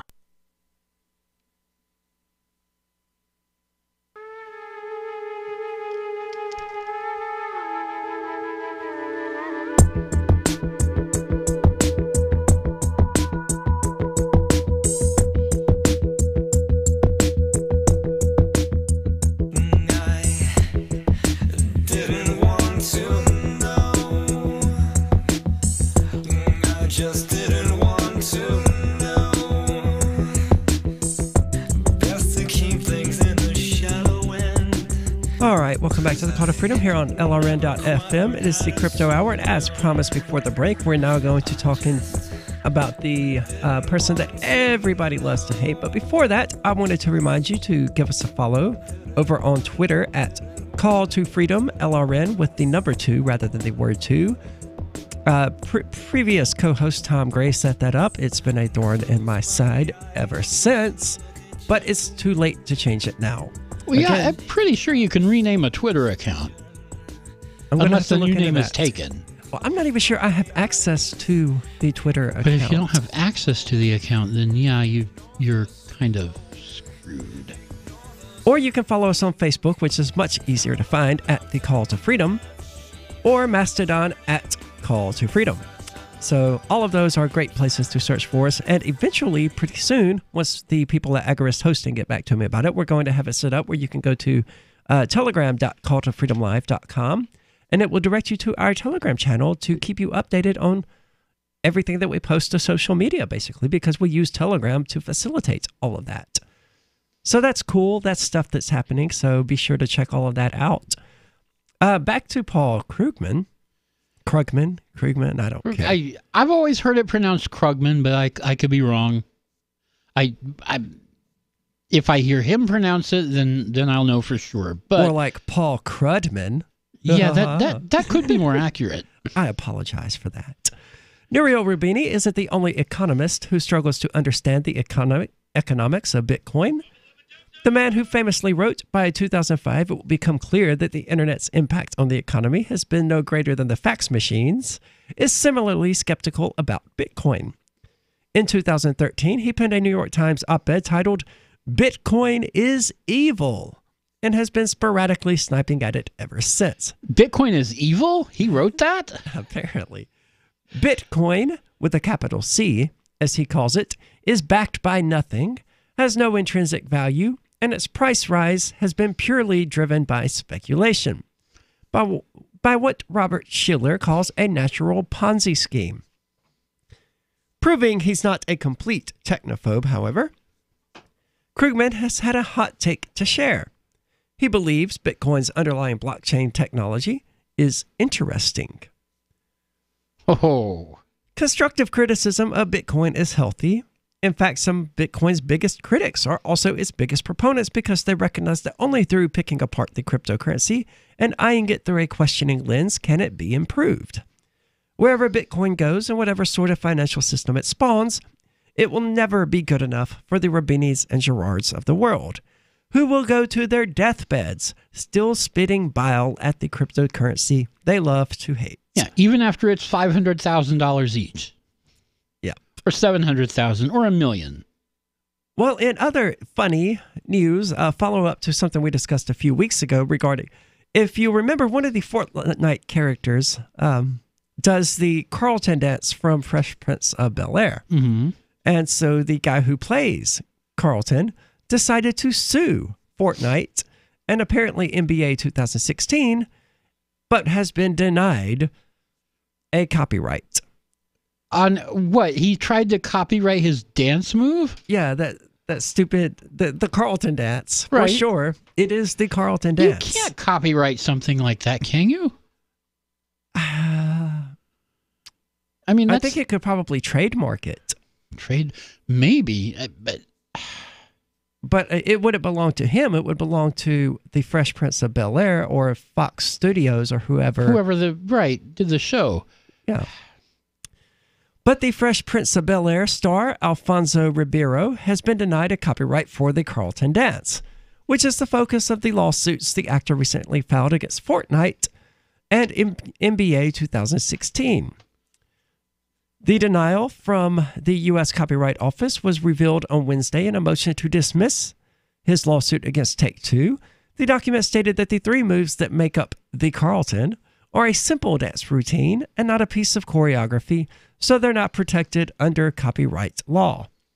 Okay, so a simple dance routine can't be copyrighted, but a choreographed routine can? I don't get that either. I mean, if Michael Jackson couldn't copyright the moonwalk, I would think Carlton or Alfonso would just sort of intuitively know that he's got no chance of doing this. Well, you'd think, but, people never learn their lesson. Yeah. We don't care to, Free Market Penguin, we don't care to know about the intricacies of IP because we reject the notion of IP. It's false. It's a violation of property rights. If this had been copyrighted to him, it would be a violation of bodily autonomy. Yeah, why do I don't know the intricacies of copyright law because I don't care that IP is not something that really should even exist. No, it's absurd on the face.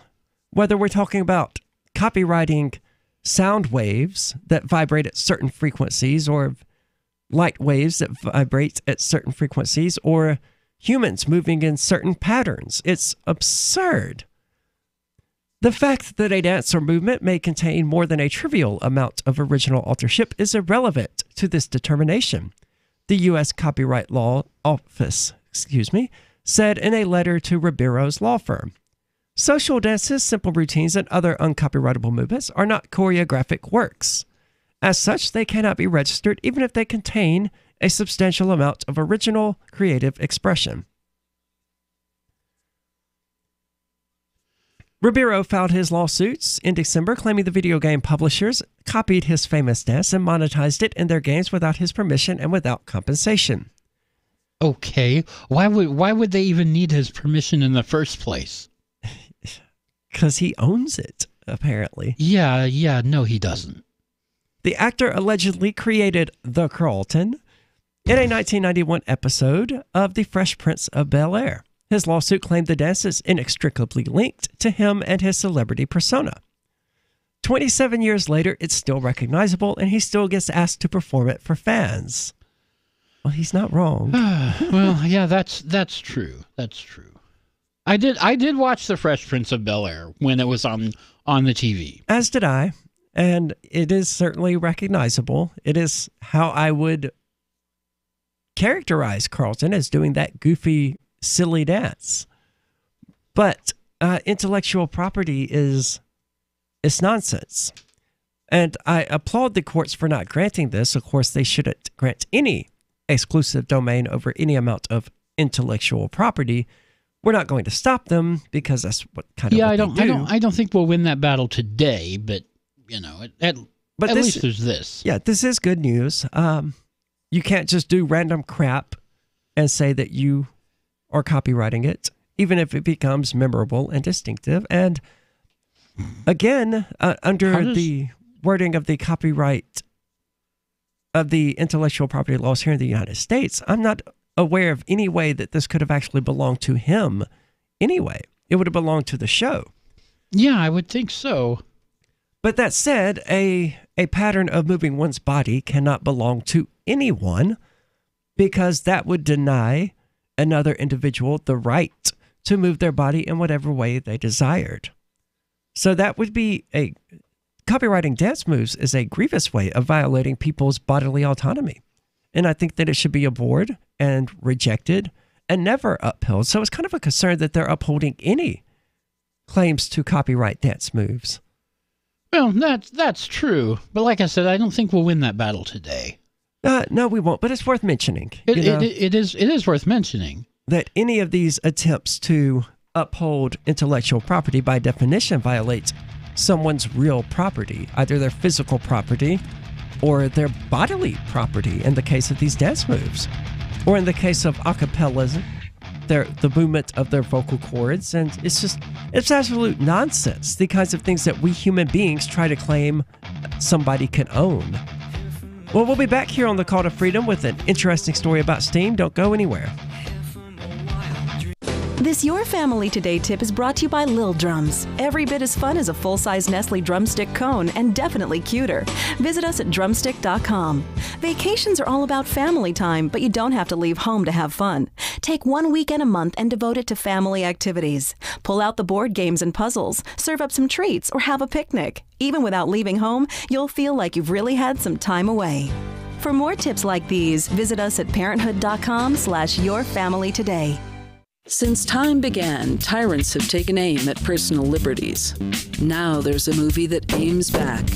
The government has no more right to tell us what to put in our bodies than they have to take our guns or tell us what books we can read. 6 drug police were eaten by bears while raiding a marijuana farm. On your knees, you dirty hippies! Jesus. On your knees! What's the problem, officer? Today, many cops who enforce pot laws do so only because it provides them with cushy jobs, good benefits, and a chance to push people around. I was an undercover narcotics officer. The drug war is nothing but a farce. The Second Amendment says you gotta keep you and your get intact.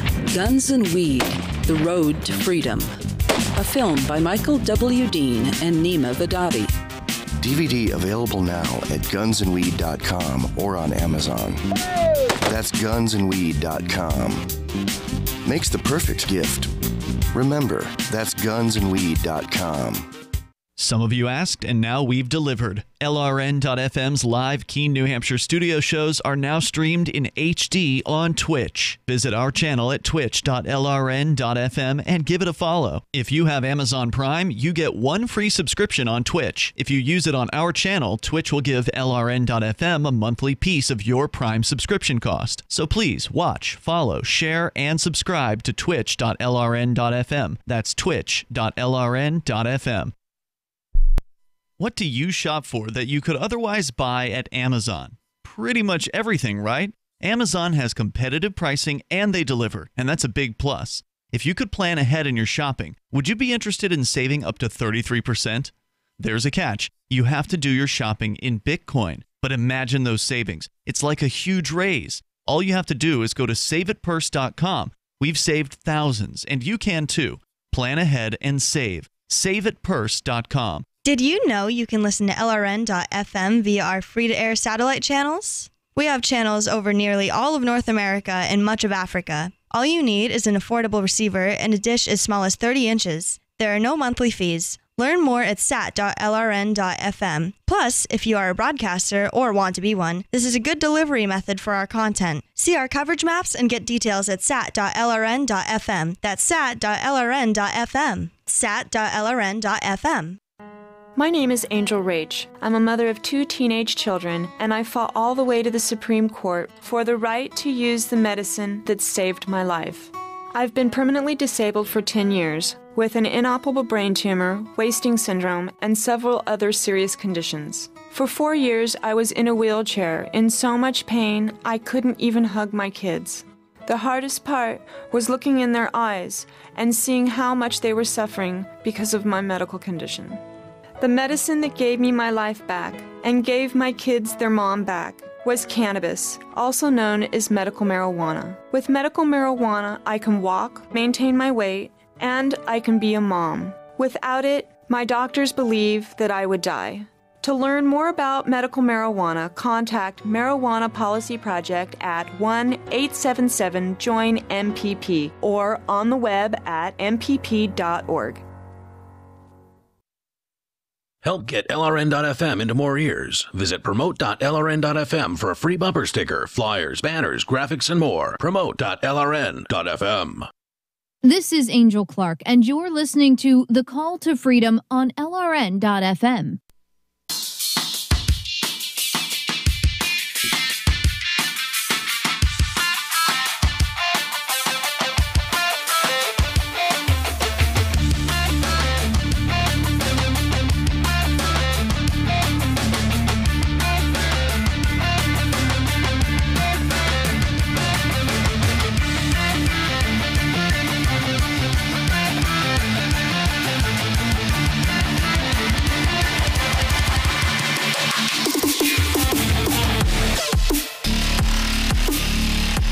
Welcome back to the Call to Freedom here on LRN.FM. And I wanted to remind you once again that our podcasts have moved and are no longer located at Spreaker. They can be found at calltofreedomlive.podbean.com.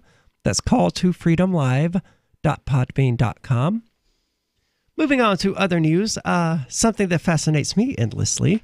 From PCWorld.com, someone has expressed the opinion that Steam's iron grip on PC gaming is probably over, even if the Epic Games Store fails. The days of Steam being your only option are long gone if you want to play today's hottest AAA games. Well, that's partially true and partially not true. Well, where do you go other than Steam to get games these days? EA notoriously does not put its games on Steam. It launched its own service called Origin, which is based on a company that it acquired and gutted and destroyed, along with the Ultima series. Which, usually what happens. Yeah. So you buy an EA game, then there you are. So they have their own storefront. Their own little thing. There's also GOG, Good Old Games. The Witcher 2 famously released onto it without any DRM whatsoever and was not copyright infringed, pirated to anywhere near the extent that some of these games on Steam are. But at the end of January, Deep Silver, oh my freaking God. These are the people who made Ride to Hell Retribution. These are the people who made... Even that title sounds like crap. Oh, it's one of the worst games released in the last decade. It's horrifically sexist and offensive, and the gameplay is terrible. It's just a total mess from beginning to end. They also made God, I cannot think of the name of it. It's that game where North Korea takes over the United States. Homefront. The Revolution, yeah. Which was a disaster that passed from one development studio to another because it sucked. And then finally somebody acquired it and was like, look, we've already put all this time into it. We might as well finish it. And that company happened to be Deep Silver, who has so far released absolutely nothing that is worth playing except for curiosity's sake. And how are they in business still? I have no idea. But they pulled Metro Exodus, which I'm assuming is a follow-up to Metro Last Light, which is a follow-up to Metro 2033, which were really interesting books, but very good games. But the book's problem was that there was no plot. The writer, whose name I don't remember because it's some long Russian name, he had a really interesting setting, but the entire book is basically just a description of that setting. And nothing actually happens. So he did some world building. There's a world here you can set stories in, but there's no actual stories. Right. The games did rectify that, but they had to add in ghosts and things like that in order to do it. But they did become very good games. So what's the point of the books then? Just curiosity, really. I mean, they are good. I imagine that, I mean, technically there is a plot, but it's not a plot worth reading. It's an excuse plot. As happened with Origin once upon a time, with GOG.com, with Humble, and with Bethesda.net, a significant subset of PC gamers looked at Epic and said, no, this will not stand. They pledged to boycott Metro, to boycott the Epic Games Store, to ignore any game that didn't grace Steam's Wizen storefront. And they may win. Like many storefronts before, the Epic Games Store could still fail. Sure, it has monetary backing of the most popular game in the entire world. What game are they talking about? Yeah, what? Oh, it would have to be Fortnite. Okay. Well, calling it the most popular game. That makes sense. If it is Fortnite, then yeah, that makes sense. I'm pretty sure Epic Games made Fortnite. Well, there's only one way to find out. Wikipedia, here we come. Epic Games, there we are. Yep. But it does look like this is a sequel to Metro Last Light, judging by the screenshot they have here of it, of somebody leaving a tunnel, which is what the Metro series is all about. It doesn't matter, though, whether Epic sees or not, Steam has already lost. The days of Valve's de facto monopoly are over, and all that matters is what comes next. I get the feeling that somebody doesn't like Steam very much. Yeah, you'd think so. I don't care a lot for Steam either because it leases you your games rather than actually selling them to you, and it kind of hides that. Yeah, there is that to it. I was never really happy about the whole concept behind a store where you had to go to a single central place to get all of your games, and then you were stuck with it. Yeah, I do like it. You couldn't buy the game directly from the game developer. Yeah, Civilization 5 was my first experience with Steam because it required Steam, and I had a dial-up internet connection at the time. So as soon as I installed it, it installed Steam and needed to download a 20 megabyte update, which is over dial-up. Yeah, which is that takes 10, 11, 12 hours. Yeah. If the download is not interrupted and it doesn't start over. Right. Because this was a relatively early version of Steam, which would have started over, and it did. So it wasn't until I was able to take my computer to work and use the DSL connection 2 days later, after buying this game for $50 at Walmart, that I was finally able to play this game that I bought. That left a bad taste in my mouth that has never gone away. But what keeps people tied to Steam in large part is the money they've invested in the platform. This guy has over 2,000 games on Steam. That's a lot of games. Yeah, I've got about 100, and I've bought maybe 15 of those. I've got about 6. So well, I used to review for Cube 3, and that was how they gave us games, was they sent us a Steam code, and we just, used that and redeemed it. The overwhelming majority, at least 95% of my PC library is in Steam, and overcoming that momentum is hard. There's no reason to overcome it. And, it's not just about being butthurt over Steam or something like that. It gives you the ability to share games with family members. It gives you the ability to have multiple computers, not have to keep track of CD keys or CDs or anything like that, to never have to worry about losing your games as long as you can log into your account. True. You can sign back in 15 years later and reinstall all of your games. Epic doesn't ask you to move. They don't force you to move. They say the only way you're going to play this game is by downloading the Epic Game Store and buying it from us. Well, that's not true. You can pirate it. Yeah. I think they mean the only legitimate way, or what they call legitimate. People are understandably upset. Well, Epic Games, their DRM certainly won't be as tight as Steam's, and I would bet that it's already been cracked. Yeah, no doubt. Which is one of the reasons I like Steam, because they don't really seem to update their DRM. So when a new game releases onto Steam, it's basically pre-cracked.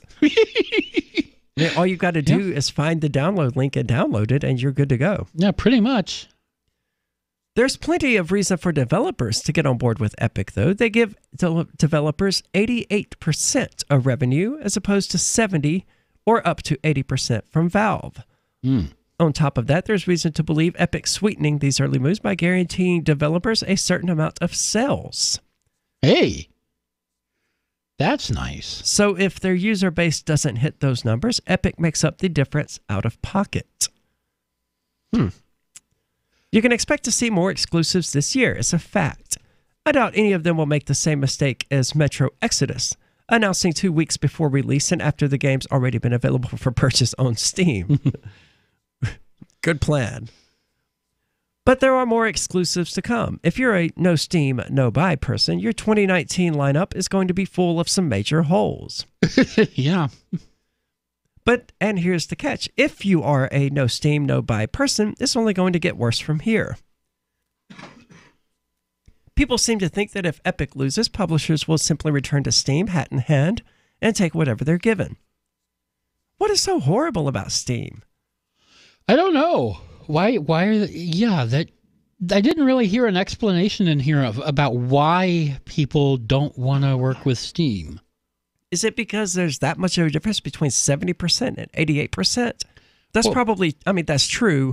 There is a big difference there, yeah. But you're also reaching, 40 to 50 times the audience, at least, when you use Steam, as opposed to using Epic Game Store.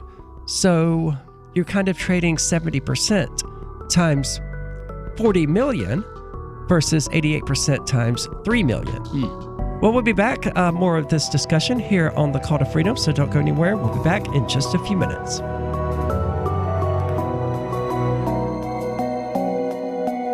Why did you move to the Shire? I moved here to the Shire because there's other people around who take liberty just as seriously as I do. I moved to the Shire because I saw videos of people challenging authority and thought that I could get support myself. It called to me, like, do this, right now. I wanted to be around people like me who got it, and once I got here, I knew there was nowhere else that I wanted to be. I've always wanted to change the world, so I moved to the Shire to join people who were actually working towards doing the same thing. The people here are awesome, loving, and positive. It was for the adventure and for the feeling of something important is happening here. And I just wanted to come to sort of be part of that.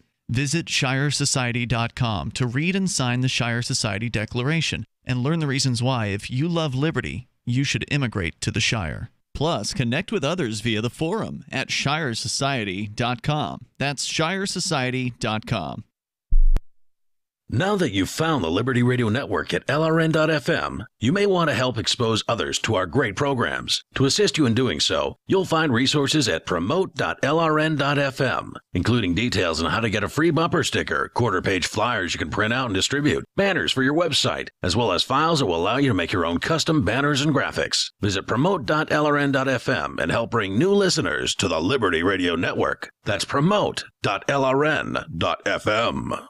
Looking for a great real estate investment? Consider New Hampshire, which is ground zero for the Liberty Movement. Your first call should be to Mark Worden from Porcupine Real Estate. He's more than just a real estate agent. He's your New Hampshire concierge. Where are the best places to live? Do you want farm, city, the burbs, or forest? Do you want a duplex or multifamily building so that renters pay your mortgage? There are homes in all price ranges in New Hampshire, and Mark can help with financing too. Invest in liberty and property. Mark Worden can help. PorcupineRealEstate.com.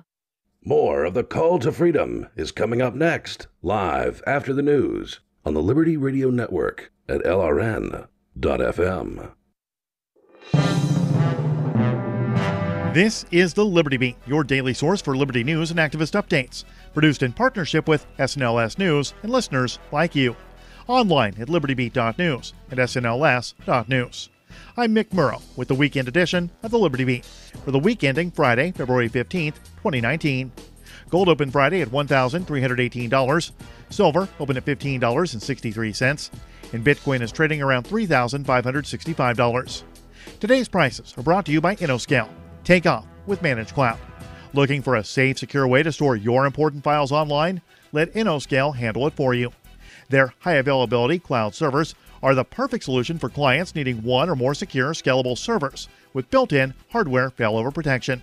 For details, see them online at innoscale.net. In the news, a BBC producer believes that scenes from a hospital in Syria's Douma, which ignited a media frenzy in 2018 after showing children allegedly suffering from chemicals, were staged. But he says Assad did attack the town. According to a report from the Free Thought Project, mainstream media quickly picked up the horrific but unverified videos from a Douma hospital, where victims were treated after the poison attack. But Riyam Dalati, a reputable BBC producer who has long reported from the Middle East, took the liberty of trying to sift through the fog of the Syrian war. He believes Assad forces did attack the town, but that the much-publicized hospital scenes were staged. The revelations could have become a bombshell news report, but instead it was met with a deafening media silence. His employer preferred to distance itself from his findings. The Liberty Beat is sponsored in part by Brave Botanicals, high-quality kratom and CBD at reasonable prices with excellent customer service. Brave Botanicals is activist-owned and mission-driven, fighting for your right to consume plant-based medicine and natural remedies. Find out more at mybravebotanicals.com. And Liberty Beat listeners can save 10% by using promo code SNLS at checkout. This is the weekend edition of your Liberty Beat. I'm Mick Murrow reporting. Two executives at the company that chartered the U.S. plane that was caught smuggling weapons into Venezuela last week have been tied to an air cargo company that aided the CIA in the rendition of alleged terrorists to black site centers for interrogation. The Mind Unleashed reports the troubling revelation comes as Venezuelan President Nicolas Maduro has rejected a U.S. humanitarian aid convoy over concerns that it could contain weapons meant to arm the country's U.S.-backed opposition.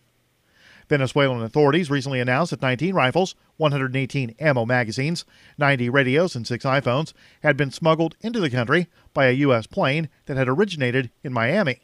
The authorities blame the United States government for the illicit cargo, accusing it of seeking to arm U.S.-funded opposition groups in the country in order to topple the current Maduro-led government. A subsequent investigation into the plane responsible for the weapons cache, conducted by McClatchy, D.C., received very little media attention, despite the fact that it uncovered information clearly showing that the plane responsible for the shipment had been making an unusually high number of trips to Venezuela and neighboring Colombia over the past few weeks. Anna Suda and Martha Mimi Hernandez are both U.S.-born citizens who grew up in Texas and California, respectively. But their lifelong citizenship and complete lack of criminal record would have no bearing on a U.S. Border Patrol agent who wanted to take dangerous Spanish-speaking women off the streets of Montana. The incident happened on May 18, 2018, as Suda and Hernandez stood in line at a local grocery store. The pair was having a friendly conversation in Spanish. The Border Patrol agent in line behind them saw their conversation as nefarious, and he demanded to know where they were born. So can you tell us in the video, please, why you asked us for our IDs, please? Ma'am, the reason I asked you for your IDs is because I came in here and I saw that you guys are speaking Spanish, which is very unheard of up here. The incident was captured on video, now published by the ACLU. The two U.S. citizens were then held against their will by U.S. Border Patrol agents, who humiliated them in front of their friends and neighbors. Support for the Liberty Beat comes from the Conscious Resistance Network, featuring videos, news reports, and articles from a spiritual anarchist perspective. Experience the Conscious Resistance at theconsciousresistance.com. How would you like to have your business featured on the Liberty Beat? You can. It's simple. Just send an email to libertybeat@snls.news for details. This is the Liberty Beat, produced in partnership with SNLS News and listeners like you. The Liberty Beat is online at libertybeat.news and snls.news. I'm Mick Murrow, reporting for the weekend edition of the Liberty Beat, reminding you, spread liberty with a smile.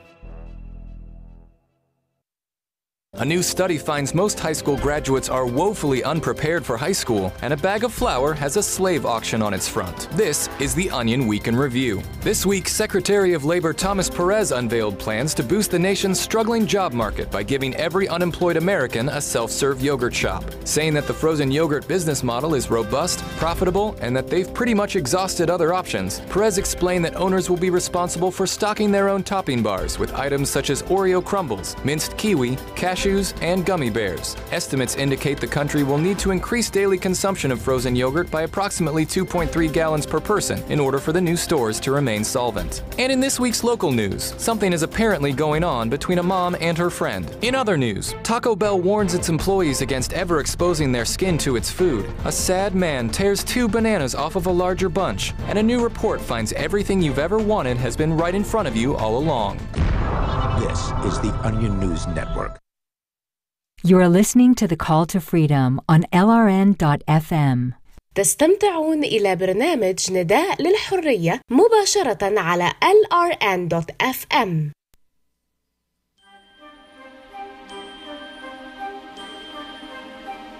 Like sands through the hourglass, so are the days of our lives.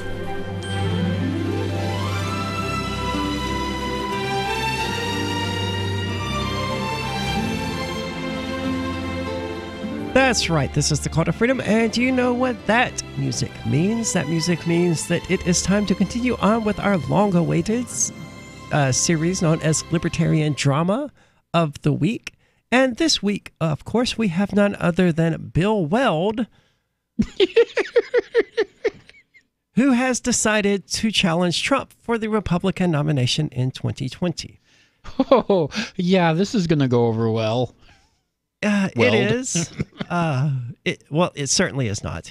And that's part of the issue here, is that a lot of libertarians are celebrating like, oh, yay, finally, Bill Weld is gone. I would remind you that Gary Johnson ran as a Republican in the primary of 2016, I believe it was, as well as 2012, and only returned to the Libertarian Party after losing those. That's right. Yeah. Bill Weld, he's going nowhere. I mean... Yeah, he's going to lose the Republican primary, and he's going to immediately return to the Libertarian Party. Yeah, and the Libertarian Party is probably not going to want him back. I think they will. I think they'll welcome him back with open arms, because if endorsing freaking Hillary Clinton didn't do it, then I don't see how this will do it. Well, I hear some libertarians are actually planning to protest him this weekend up in Manchester. Awesome. I wish I could get to that. William Weld, a former Massachusetts governor who ran for vice president on the Libertarian Party ticket in 2016 before endorsing his opponent, Hillary Clinton, became the first Republican, hint, hint, to take a serious step toward challenging President Trump in 2020. Speaking Friday at a breakfast in New Hampshire, which, God, I hope got trolled. Yeah, last I heard it was supposed to be. Weld said he has created a presidential exploratory committee. He blasted Trump for leaving the nation in grave peril. We have a president whose priorities are skewed towards promotion of himself rather than for the good of the country. He may have great energy and considerable raw talent, but he does not use that in ways that promote democracy, truth, justice, and equal opportunity for all. To compound matters, our president is simply too unstable to carry out the duties of the highest executive office in the land. Boy, he sounds just like Hillary Clinton, doesn't he? Did he have her write his speech? It does sound that way. The move makes Trump the first incumbent president since George H.W. Bush in 1992 to face a notable primary challenge. Well, wait, hold on. Notable. USA Today is a bit early for that. Hold on. Who's the notable primary challenger? Why are they going off on this tangent in an article about Bill Weld? Yes. Who is this other candidate? Other Republicans eyeing a presidential campaign include former Ohio Governor John Kasich. Yeah, because that worked out well in 2016. Yeah, right. And Maryland Governor Larry Hogan. You know, that's what they should just get Rubio, Cruz, Rand Paul, Kasich, and all of the other washed-up Republicans who failed to beat Trump in 2016 to run against him again in 2020. Yeah, that'll work.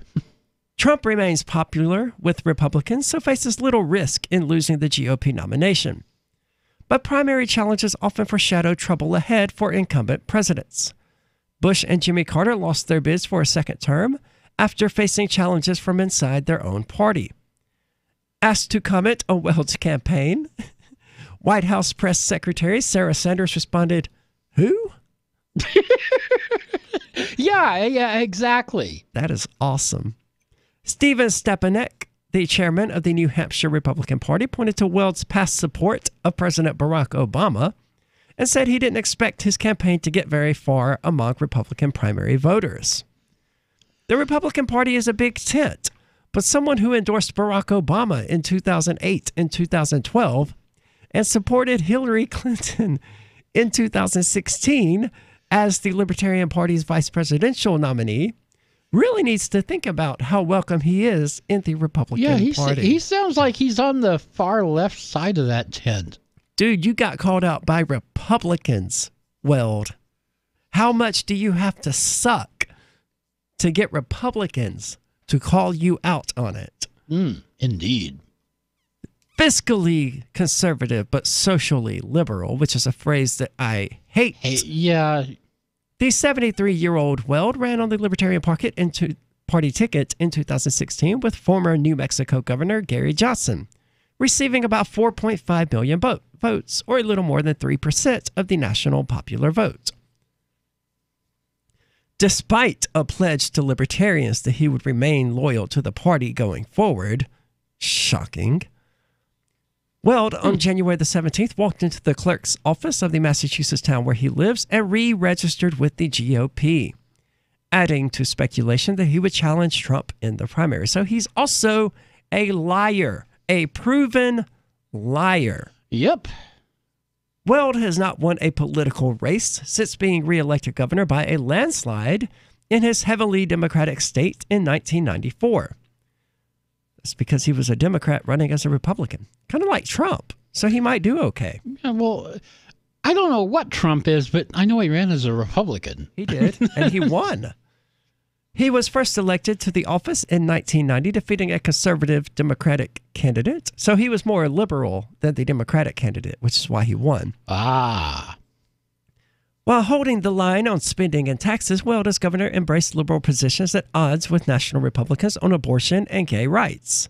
His low-key style and sharp wit also seemed to play well with voters, as did his penchant for the unexpected.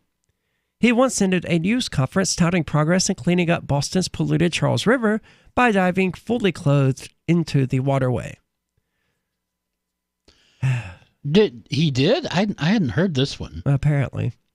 He resigned as governor the following year after then-President Bill Clinton nominated him to be ambassador to Mexico, but it was a post he would never hold. Republican Senator Jesse Helms of North Carolina refused to schedule a hearing on the nomination, claiming, among other things, that Weld's support for medical marijuana and needle exchange programs for drug users disqualified him from serving in Mexico because of that country's history of drug trafficking. Okay, well, in hindsight, we know that we know better, but you know that stuff was going around in the 90s. That kind of attitude. But the thing about that is that I wanted to say was, you don't quit your old job till you have your new job. Yeah, that was a little bit silly. Weld left the public arena after that, but later moved to New York, where he would make a brief but unsuccessful bid to become the first person since Sam Houston to serve as governor of 2 different states. Upon returning to Massachusetts, he joined ML Strategies, the lobbying arm of the high-powered law firm Mintz Levin. He consulted for Las Vegas casino mogul Steve Wynn during a regulatory process that in 2014 resulted in Wynn's then company being awarded a coveted license to operate the state's only Boston area casino. So he certainly engages in backroom politics deals as well, but that's not surprising for someone who swore undying allegiance to the Libertarian Party and then in the very next presidential election switched back to the Republican Party, where he doesn't belong either. He belongs quite clearly with the Democrats. With the Democrats, Party. Yeah. What is he even doing? I don't get it. He is attempting to be the biggest fish in the smallest pond that he can fit into, it would seem. And failing miserably, it seems. And when he's rejected from one of these ponds for being a sucky fish, he just finds a different pond, which is exactly what Gary Johnson did and why I refer to him repeatedly as a con artist. And he even milked the Libertarian Party presidential campaign in order to pay off his debts from the 2012 one, where he had done exactly the same thing. So you got to wonder at some point, why aren't people learning not to trust these washed up Republicans who joined the Libertarian Party? And then leave. And then come back. Well, maybe he's going to get some money out of it. I'm sure he will. Well, we'll be back on the Call to Freedom. Don't go anywhere. We're going to move on to something interesting. Trump's little national emergency over the border. Are you tired of governments murdering people around the world? Stop using their money. There is an alternative. Bitcoin is a stateless, free market, non-political currency. Bitcoin cannot be inflated or controlled by any government. By using their money, you're helping the state. Stop doing it. You have an incredible alternative available now. Learn it, use it, spread it. Get started with Bitcoin at bitcoin.com. That's bitcoin.com. So the protection of life, liberty, and property is what the Free State Project is all about. But it's an effort to move 20,000 people who understand. It's about demonstrating to the entire country that, yeah, we can have a free market, a truly free market. Making it just a freer, great place to live.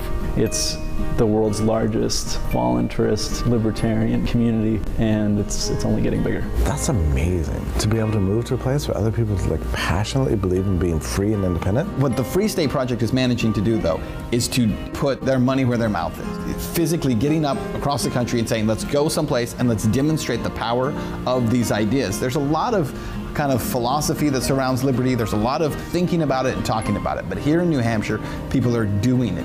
101 Reasons Liberty Lives in New Hampshire, a documentary by Free State Project Early Movers. Watch it free at 101reasonsfilm.com. 101reasonsfilm.com. LRN.FM is proud to announce our official listening apps for Android and iOS devices. Now you can easily tune into our streams anywhere, anytime on your smartphone or tablet. Just visit apps.lrn.fm or search for LRN.FM in the Android or Apple app stores. Please download, rate us 5 stars, then share the link on your social media and let your friends and family know how you're listening to LRN.FM. Download it now, free at apps.lrn.fm.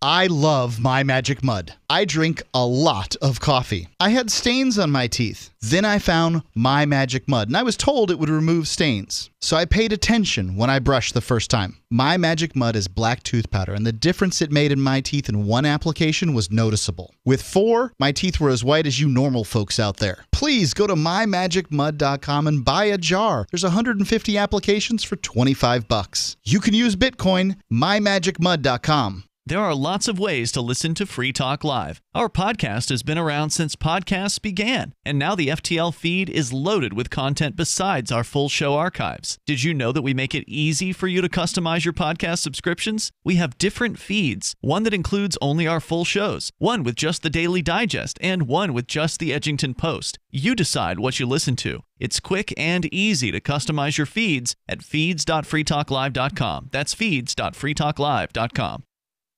I just heard the best sales pitch I've heard in a long time on an airplane. The flight attendant announced, "If you paid more than $75 for your round-trip ticket, you overpaid." This is brilliant because everybody on the flight paid more, and I was struck by how all the road warriors stopped typing and reading and working and looked up. The announcement invited us to apply for the airline's credit card, and the sign-up bonus, enough frequent flyer miles for a free round trip. Talk about turning lemons into lemonade. With some banks offering free credit cards, $75 is an outrage for an annual fee, but a bargain for airline tickets. For more tips on communicating more effectively, hit survivalspeech.com, where you can see how I got the CEO of another major airline to shower me with freebies. I'm Holland Cook. Some of our live shows are streamed in HD on Twitch. Please follow and share at twitch.lrn.fm. That's twitch.lrn.fm. You are listening to the Call to Freedom on LRN.FM. आप सुन रहे हैं स्वतंत्रता की पुकार सिर्फ और सिर्फ LRN.FM पे।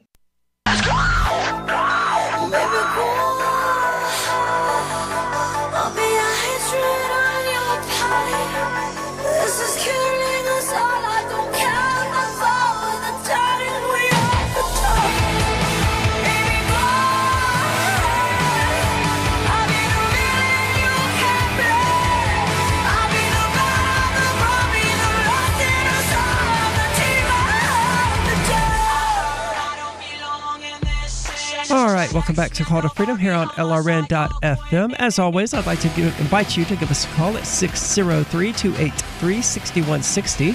Again, that's 603-283-6160. Or if you would rather have a clearer call as though you're sitting here in the studio with us, use Discord at discord.lrn.fm.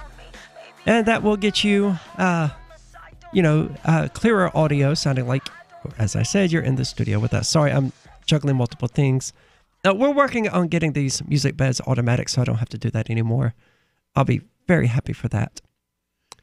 But that's coming next week, right? I think so. Well, it really depends on when Ian gets around to it. Yeah, well, he'll be back next week sometime. Okay. Well, I messaged him about he had forgotten.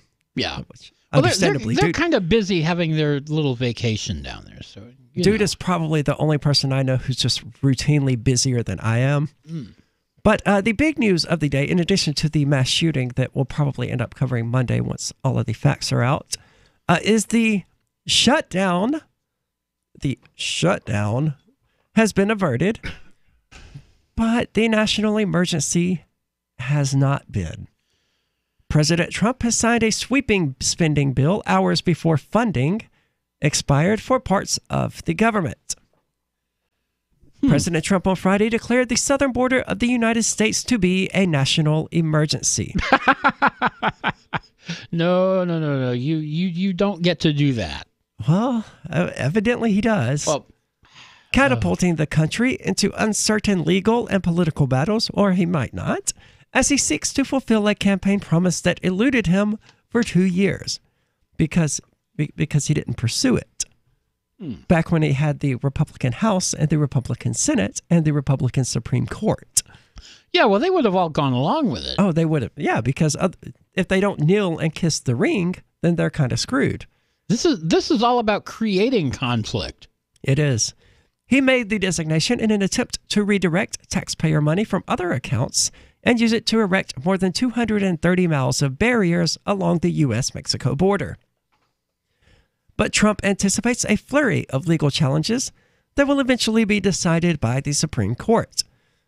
Democrats are trying to paint the action as evidence of a rogue president who has finally gone too far and vowed to stop him.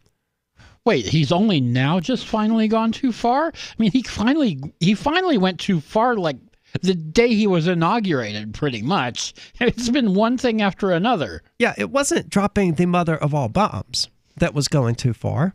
It wasn't dropping a bomb every 12 minutes or let's see. That's fine. That's 12 that's since just we've been on people. the air. That's no big deal. None of that was going too far, but declaring a national emergency, one that, stupidly Republicans are setting the precedent for which Democrats will use. So what I want to know is, why is it okay to drop a bomb every 12 minutes over in the Middle East and Afghanistan and all that, but it's not okay to drop a bomb every 12 minutes on the border? Well, I would rather not drop any of the bombs unless we're going to bomb the wall. Yeah, let's I'm totally okay with that. I'm just saying, as long as you're going to be dropping bombs, why are you dropping them over there and not over here? Well, if they were dropping over here, Americans would suddenly remember, oh, yeah, we're supposed to be anti-war. Well, yeah, the Democrats never really were anti-war. No, but the American people are, when they're not swept into this partisan nonsense. And the second that bombs begin falling on American cities will be the second we stop these wars. Because that's the only reason we're allowing it now, is because it's just this distant foreign thing that we don't have to think about. But Trump's announcement capped a frenetic, that's twice today we've seen that word, 2-month period that included it's just strange to have encountered it twice in totally unrelated articles, that included the longest government shutdown in U.S. history. Shutdown at 35 days. The reemergence of Democrats as a political force and a Republican Party caught between taking signals from Trump and bucking his unconventional impulses. It also began a new phase of his presidency that will test the separation of powers as he sidesteps Congress despite Republicans urging restraint. Yeah, here's where the big problem comes in, because if Trump can use a national emergency to push some bit of his agenda and just totally bypass the Constitution, then so can the Democrats or whoever gets into office next. They can just bypass the Constitution and say, okay, we have a national emergency, so we're doing health care for all. Yeah, or we're doing gun control. Or we're taking away everyone's guns. Like right now, turn them in or we're going to shoot you. Yeah. I mean, Republicans do at least seem to be aware that that is how it will go, which is a remarkable amount of self-awareness. I wish it had been present in 2001 when 9/11 happened and Republicans were like, oh no, we suddenly need the president to have all this authority because nothing could ever go wrong. Yeah, nothing could ever go wrong with giving authority. We're pretty much, we're living through the end of the United States here. Yeah, I think so. And that's why I would recommend people purchase cryptocurrency, because every fiat has reached a point where it was hyperinflated.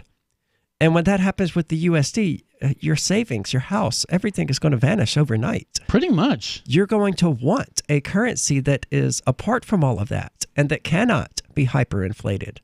And that's going to be a cryptocurrency. Yeah, cryptocurrencies are the only currencies that can't be hyperinflated, but not all of them. Or gold.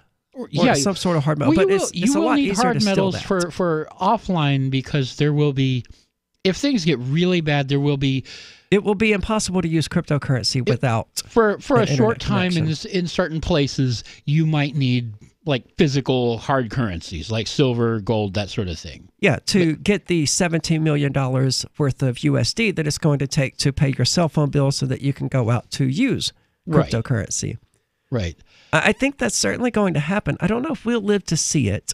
And I weep for all of the people who are going to be negatively impacted because they don't read the writing on the wall. Yeah, nobody sees this coming. Well, some people see this coming, but not enough. But we discussed it yesterday. We're on the edge of yet another economic recession, or not yesterday, but earlier this week, because of defaulting auto loans, where I think it was 9% of the country has taken out loans they can't pay for, they can't afford.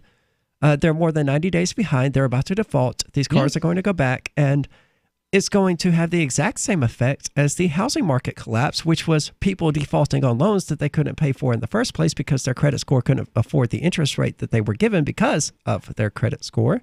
Yeah, short term, if you need a job, go be a repo man. And the end result of it is going to be, just another economic recession. Probably not to the extent that we saw in the housing recession, because houses are just more expensive than cars, but it's going to happen. But don't go anywhere. We have a distressing bit of information for you. Stay tuned for that. Free Talk Live. I use the downsizedc.org system for responding to my Congress critters and talking to the thieves and liars and despots in Washington, D.C. And in these letters, they outline the issue for me. And then they flush it down the toilet.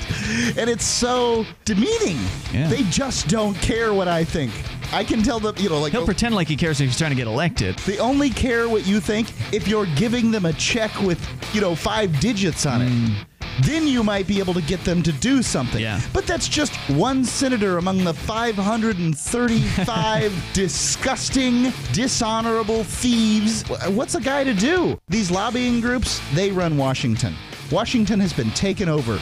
It does not belong to the American people. It doesn't do anything for the American people. It is a bad, bad place. Free Talk Live, 7 nights a week from 7 to 10 Eastern, live on the Liberty Radio Network at LRN.FM.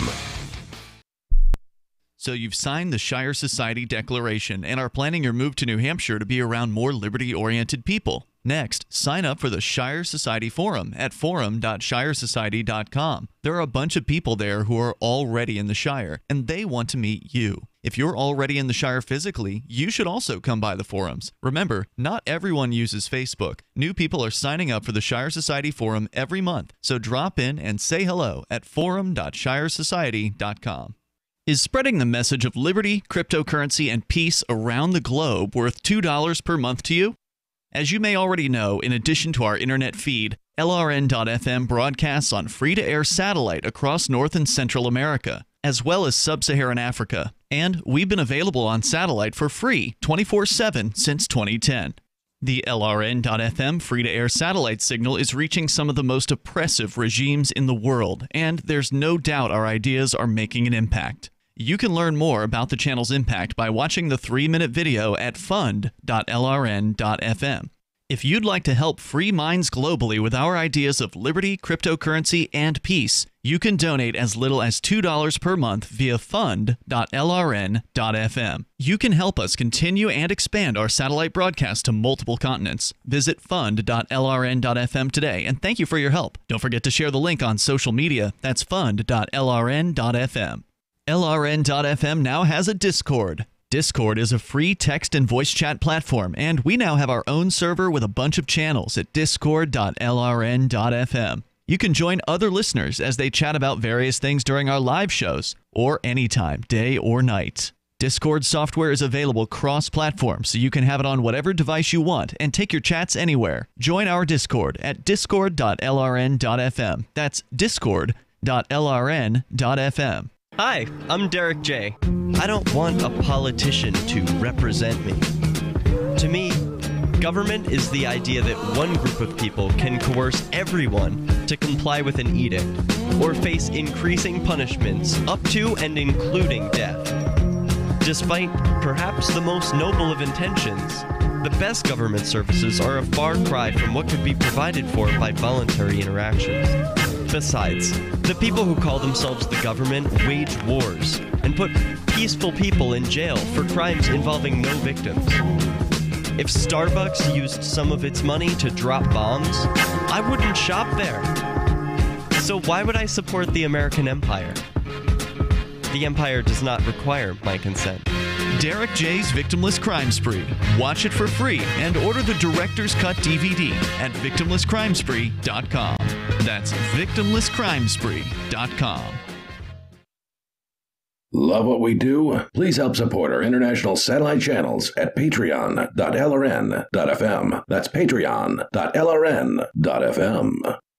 You are listening to the Call to Freedom on LRN.fm. Unasikiliza wito wa uhuru katika LRN.fm.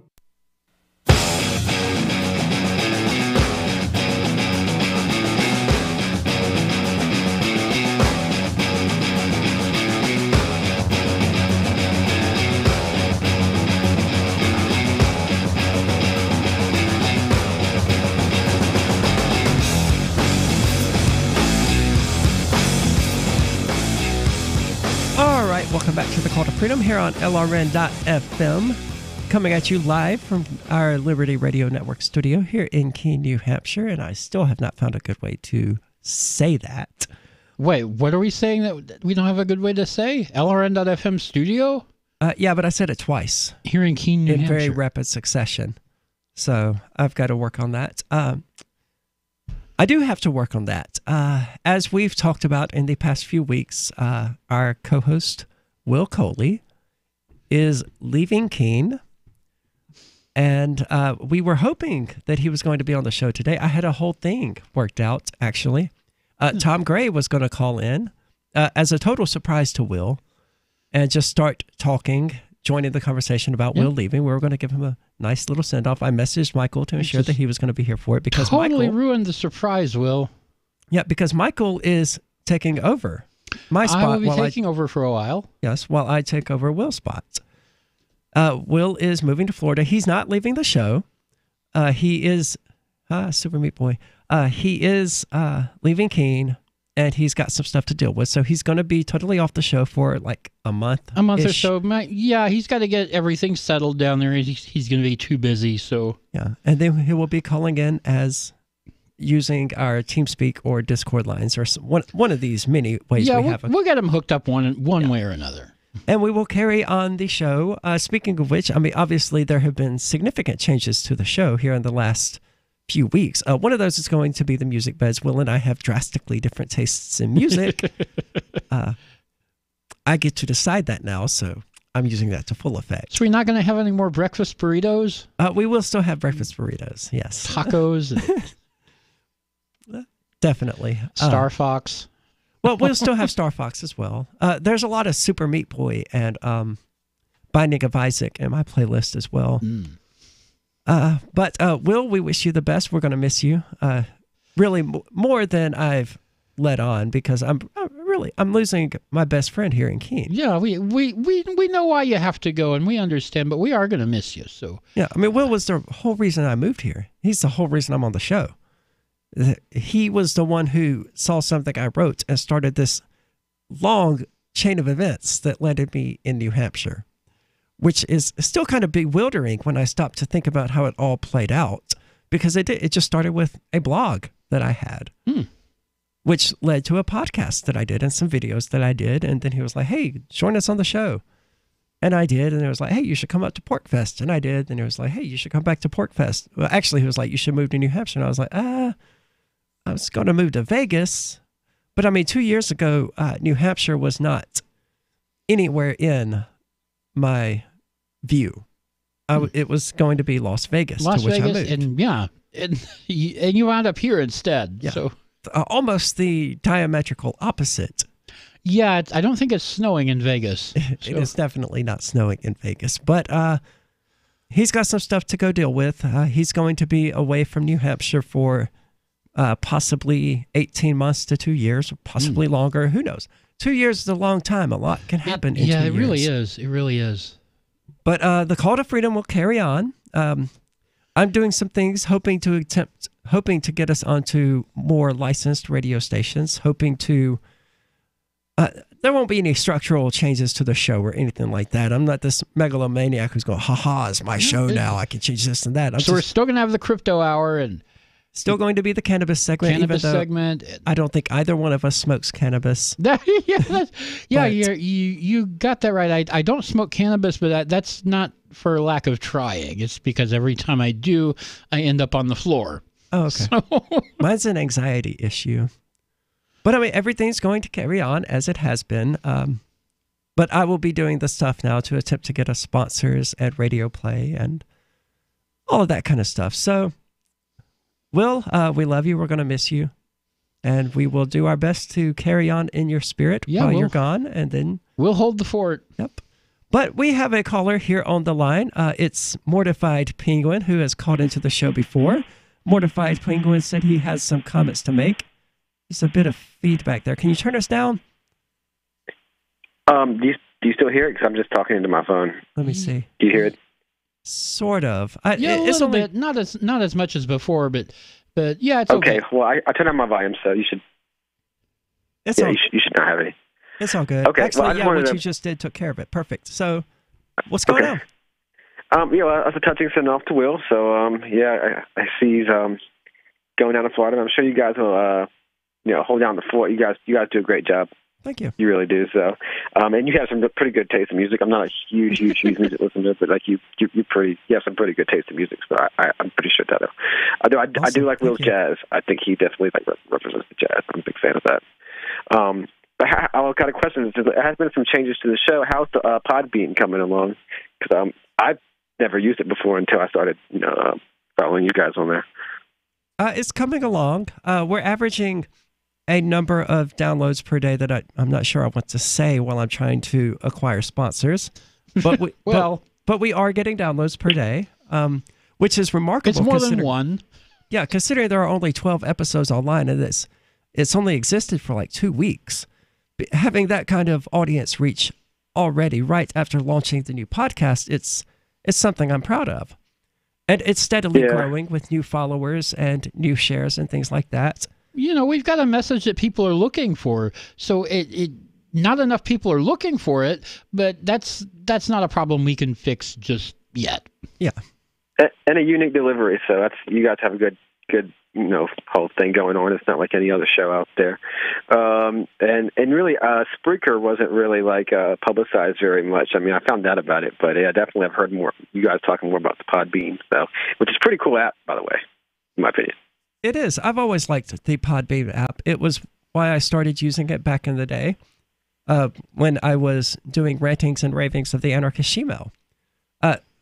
Like I said earlier, I have my music on SoundCloud, but the price differences between the two was enormous. And even though there are podcasts that I listen to, like Free Talk Live uses SoundCloud. I didn't realize SoundCloud was charging so much. I may have the prices wrong. Content. But it is considerably more expensive than Podbean. No, I don't pay for any kind of audio content at all. I don't have to. I get plenty for free, and I'm not willing to pay for it. What we're talking about is hosting the content. Yeah. Oh, okay. Gotcha. There's also the Napster podcast, which is really good. I would definitely recommend people listen to it. It's made by Tom Knapp, who is an editor at rationalreview.com. Yeah, that's KNAPPSTER. Yeah. That guy's been in the Discord. He's a pretty cool guy. Yeah, he is. He is a cool guy. He was also one of the people who set my whole liberty activism thing in motion when it was just a website. So I owe him. Yeah. Every article I wrote was featured in the Rational Review News Digest for about a year. Yeah, definitely like a variety of views on liberty, because there's so much out there. I mean, if you really open your mind, there's so many different types and facets of the liberty, the whole spectrum of ideas that you'll never take it all in. It's just a constant journey. But I was also listening to your story about the NYPD cops. You were talking about way earlier in the first hour. I'm listening. I couldn't call in at the time, but yeah, I mean, it seems like the officers were in plain clothes and they just went into the store and saw the guy. I guess he has a gun. It's New York. I mean, they have a call. They start opening fire. Panic, run out of the store in plain clothes with guns in their hands, and the officers just started shooting each fire other. Away. So they were in plain clothes. I missed that detail. Yeah, that's what it seemed like from the way the story was read. They were in plain clothes. Yeah, definitely. Yeah, they were. It's for those just tuning in. Some cops in New York were responding to a complaint about an armed robber and went in and shot each other, and they did manage to shoot the assailant. But we'll get back into that with Mortified Penguin here in just a few minutes. The new 4th edition of Healing Our World, The Compassion of Libertarianism will take your understanding of liberty to a deeper level and has over 1,300 updated references, new cartoons, and a foreword by Dr. Ron Paul. With discounts for multiple book purchases, the 4th edition of Healing Our World is a great gift for the liberals, pragmatists, environmentalists, and Christians in your life who think libertarianism is cold-hearted. Get yours today at healing.freetalklive.com and use promo code FTL for a $5 discount. On Free Talk Live, we're bringing people to the ideas of liberty every day. From wrestling superstars like Glenn Jacobs. You guys really are having an impact, I believe. Like I said, a lot of where I am now is due to listening to Free Talk Live. You changed my mind on some very important issues years ago. To random people tuning in on the radio. I was kind of stuck in the left-right paradigm. I heard your show by chance on a Saturday night. From there, I went on, joined the Free State Project, and become an amplifier. So, I mean, that's really the reason why I amp is because I know that if it wasn't for you guys being on as many stations as you are, I never would have found the ideas of liberty. Your amp will directly change more lives by getting Free Talk Live in front of people looking for talk radio online and on the air. When you amp Free Talk Live, you get perks like access to the AMP-only Facebook group and AMP podcast. Visit amp.freetalklive.com. The LRN.FM's social media channels have been revamped. We've eliminated Facebook and focused on other platforms like Twitter and Mastodon, the decentralized alternative to Twitter. On our accounts, you'll find posts from multiple LRN.FM show hosts together in one place. Follow us on Twitter at twitter.lrn.fm, or better yet, move to the decentralized Mastodon social media platform at toot.lrn.fm, toot.lrn.fm. I think you'll like it. Cell 411 is a free app for Android and iOS that replaces government-controlled 911. Cell 411 allows you to preset a group of friends or private organizations to show up at any emergency. Cell 411 is a nightmare for the state because it proves their so-called services aren't needed. Cell 411 has had thousands of installs, and of course it's covered by the BIPCOT no government license. Cell 411 because your friends won't shoot you when you're in trouble. Without the government, who would build the emergency services? You and Cell 411. Get it today at getcell411.com. Imagine someone in your community getting in their car, turning on the radio, and hearing the Liberty Radio Network. You can make that vision a reality with your own micro radio station. Visit broadcast.lrn.fm to learn how you can put our programs on the air in your area. You can have LRN.FM running around the clock, and you can even add in your own local shows. Building a radio station is simple, but programming isn't. That's where LRN.FM comes in. Learn more at broadcast.lrn.fm. That's broadcast.lrn.fm. The Free State Project has reached its goal of 20,000 liberty lovers who've pledged to move to New Hampshire and get active to achieve liberty in our lifetime. Perhaps you're trying to figure out what part of New Hampshire should be your destination. If so, consider Keene. You'll find more than 150 reasons to move to Keene at move.freekeene.com. Keene is famous for its historic, publicity-generating activism, as well as being the liberty media capital of the world. It's home to freekeene.com, New Hampshire's destination for liberty activism, news, and opinion. For years, we've been compiling over 150 reasons to move to Keene at move.freekeene.com, where you'll learn about some of what's happening here and what makes Keene a great place to live. If you love liberty, you'll probably enjoy anywhere you end up in the Shire. But do your due diligence first. Please visit move.freekeene.com for the full list of over 150 reasons to move to Keene. That's move.freekeene.com. Now you can follow LRN.FM on the decentralized Mastodon social media platform at toot.lrn.fm, toot.lrn.fm. You are listening to the Call to Freedom live on LRN.fm. تستمعون إلى نداء للحرية مباشرة على LRN.fm.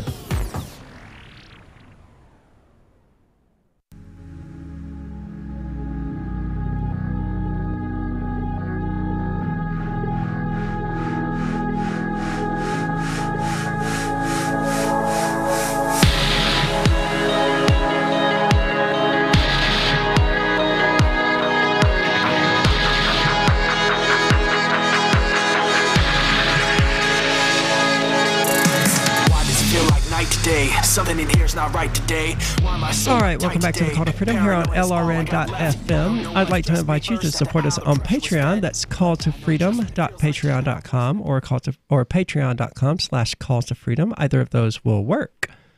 There you can, throw some money at us monthly. Right now, it's currently what is keeping our podcast alive over at calltofreedomlive.podbean.com.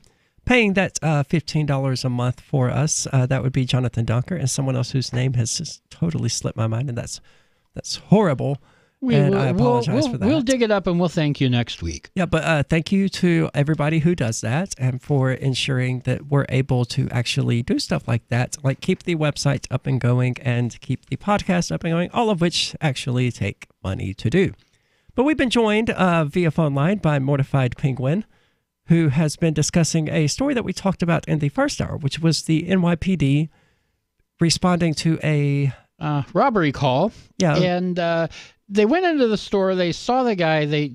Apparently he had a fake gun, and they started shooting at him. Then they ran out of the store, and somehow in all of this, after they ran out of the store, one of the officers shot another one of the officers. Yeah, so, it's a really strange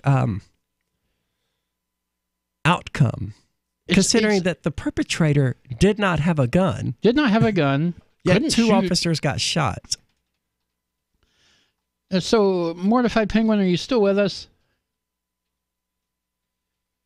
I heard him. I muted him when we were coming back. Sorry about that, Mortified. Okay, I'm here. Yeah, I was saying, so basically, they respond to the guy, end up with one suspect apparently who had a fake gun dead, and two cops shot. Did one cop die? As far as I know, they all survived. Yeah, they are both still alive. Oh, okay. Well, yeah. So it reminds me of a video recently I saw. I used to watch a lot of like those videos like body cams and stuff, and so I had that like on my YouTube feed. But I don't really use YouTube a lot. But I recently saw one. I mean, there's some crazy stuff out there with the proliferation of these body cams, and it was the same thing. The cops go in apparently just to go check to see if there was a fight in the apartment. Just in some neighborhoods they just are like the I don't know, something happened. They're going in, guns drawn to an apartment for seemingly very little reason. Just the property owner lets them in. Whatever the reason is, there's a dog in a cage, and apparently the dog unlatches the cage, and the cops just freak out and on their mad rush out of the door. One of the cops gets shot in the back by one of the others, and I mean, I guess that's the kind of thing, I don't know, can happen when your fight or flight takes off. But, that's why you keep your hands off your finger off the trigger and don't shoot until you're absolutely willing to destroy or kill what you're aiming at. Yeah, I mean, that's rule number one. Yeah, I'm surprised that cops have such poor trigger discipline. Well, it's the NYPD. They've got... they have to use these double-action only guns with a 12-pound trigger pull. Yeah, it was intentional. They saw the guys. I guess they didn't have anything to show that they're cops. But I mean, I didn't know they rolled like that, to be honest with you. But that's what they did. But I can imagine. I mean, it's probably hard to hire people, qualified to be cop that many that they have to keep New York, quote unquote, safe compared to. It's a big city compared to how it was. I mean, they've got the NYPD is one of the largest military forces in the world. Sure, hands down, really is like it's without exaggeration. And that's what it takes to, I guess, secure the city like that. It makes you wonder, really, that's the kind of environment that I couldn't imagine ever existing, the kind of like development of civilization. I just could not imagine existing without a very, very centralized state. It just doesn't seem like it could be any other way. It would not develop that way. Yeah, I mean, most of us would inherently reject the idea that we need a gang of armed thugs running around the countryside, robbing and killing and assaulting and kidnapping. But, we don't call the police that. it's one of our little deceitful self-lies that we tell ourselves, where we have these little special words in place to prevent us from actually facing the truth of the situation. Right. Well, that's what language is for, is to put things in a particular context, and a different word will recontextualize something. Exactly. And that's what the word police officer does. And what policing does. It's no longer kidnapping and assault. Nope. It's policing. And it totally changes how people view it. But yeah, I believe something like that would not arise without a state, because we do inherently reject the idea of doing that to one another. Yeah, but I'm thinking, I mean, like a place like New York City, a place that's so densely populated, so, you know, there's so many laws, so many rules, so much planning required just to keep that many people and that amount of square miles, you know, from not being in total chaos, and a very different kinds of people, of very different income levels. I don't think that's, you know, the free development of how that area would populate without it being very, very, very centrally planned. And as we see, New York City is probably one of the most centrally planned sets of square miles on the planet. All kinds of infrastructure there that somebody has to deal with: the subways, the roads, the high rises, the water, the sewage. I mean, just keeping the sewage out of the ocean, electricity, gas, everything. It's a big job, and with a city that dense, there's got to be some kind of centralization. The thing is, I'm not sure that without a state, you would ever have a city grow to that sort of density. I don't see how. It would have to be in and of itself. You know, it would have to form a state in and of itself. And I mean, it could very well be its own state. We could all be living in libertarian paradise, but they would be its own state. But unfortunately, as we see, it wouldn't stay within its borders, because the NYPD operates literally all over the world. I've seen NYPD officers operating in other states, and I know they operate in other countries as well. Oh yeah, they have one of the largest intelligence agencies in the world. That's been written about. They do. Yeah, so scary, but I guess that's what happens when you have like this. So what do you think of the proposal to split New York into two states, one with NYC and the other with upstate New York? I just feel for all the people that live in a state that's very similar in the New England kind of rural, semi-rural feel to like New Hampshire, that has to be ruled by the laws of New York City. It's really an insane arrangement if you think about it. Yeah, that was pretty much my thought when I first entered New York this fall when I was coming back to New Hampshire. That was my comment. New York is a pretty nice state being dragged down by New York City. I mean, the rest of New York of the state isn't 7 rounds in a magazine country, you know? Yeah. But unfortunately, yeah. It's you're taking my AR-15 from my cold dead hands country, you know? Absolutely. Well, I think that's a great idea. I'm not sure if that's exactly constitutionally viable, but I don't know how they do that. But I mean, it seems like a no-brainer if possible. Well, Constitution aside, the entire issue here is that you're having one group of people with ideologically opposed views to the other group ruling over the other group and telling them what they can and can't do. And that's the fallacy of the state in general. And it doesn't matter to what level of government you take that.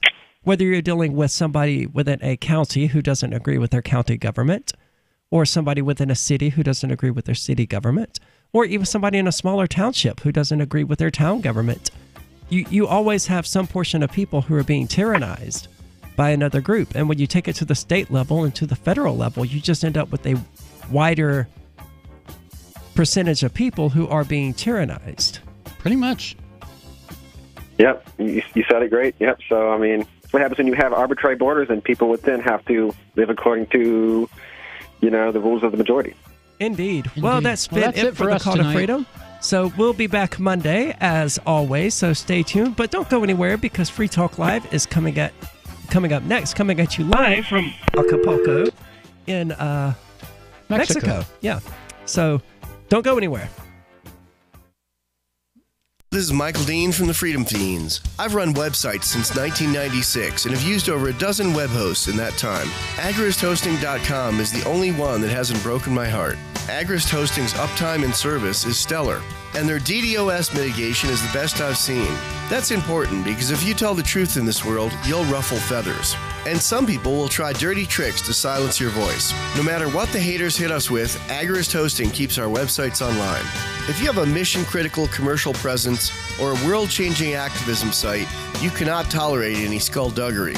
So go with agristhosting.com. Have a WordPress or blog site, but you're not satisfied with performance or uptime? Or just want raw hosting? Want to pay with Bitcoin? Agrist Hosting specializes in high-performance hosting with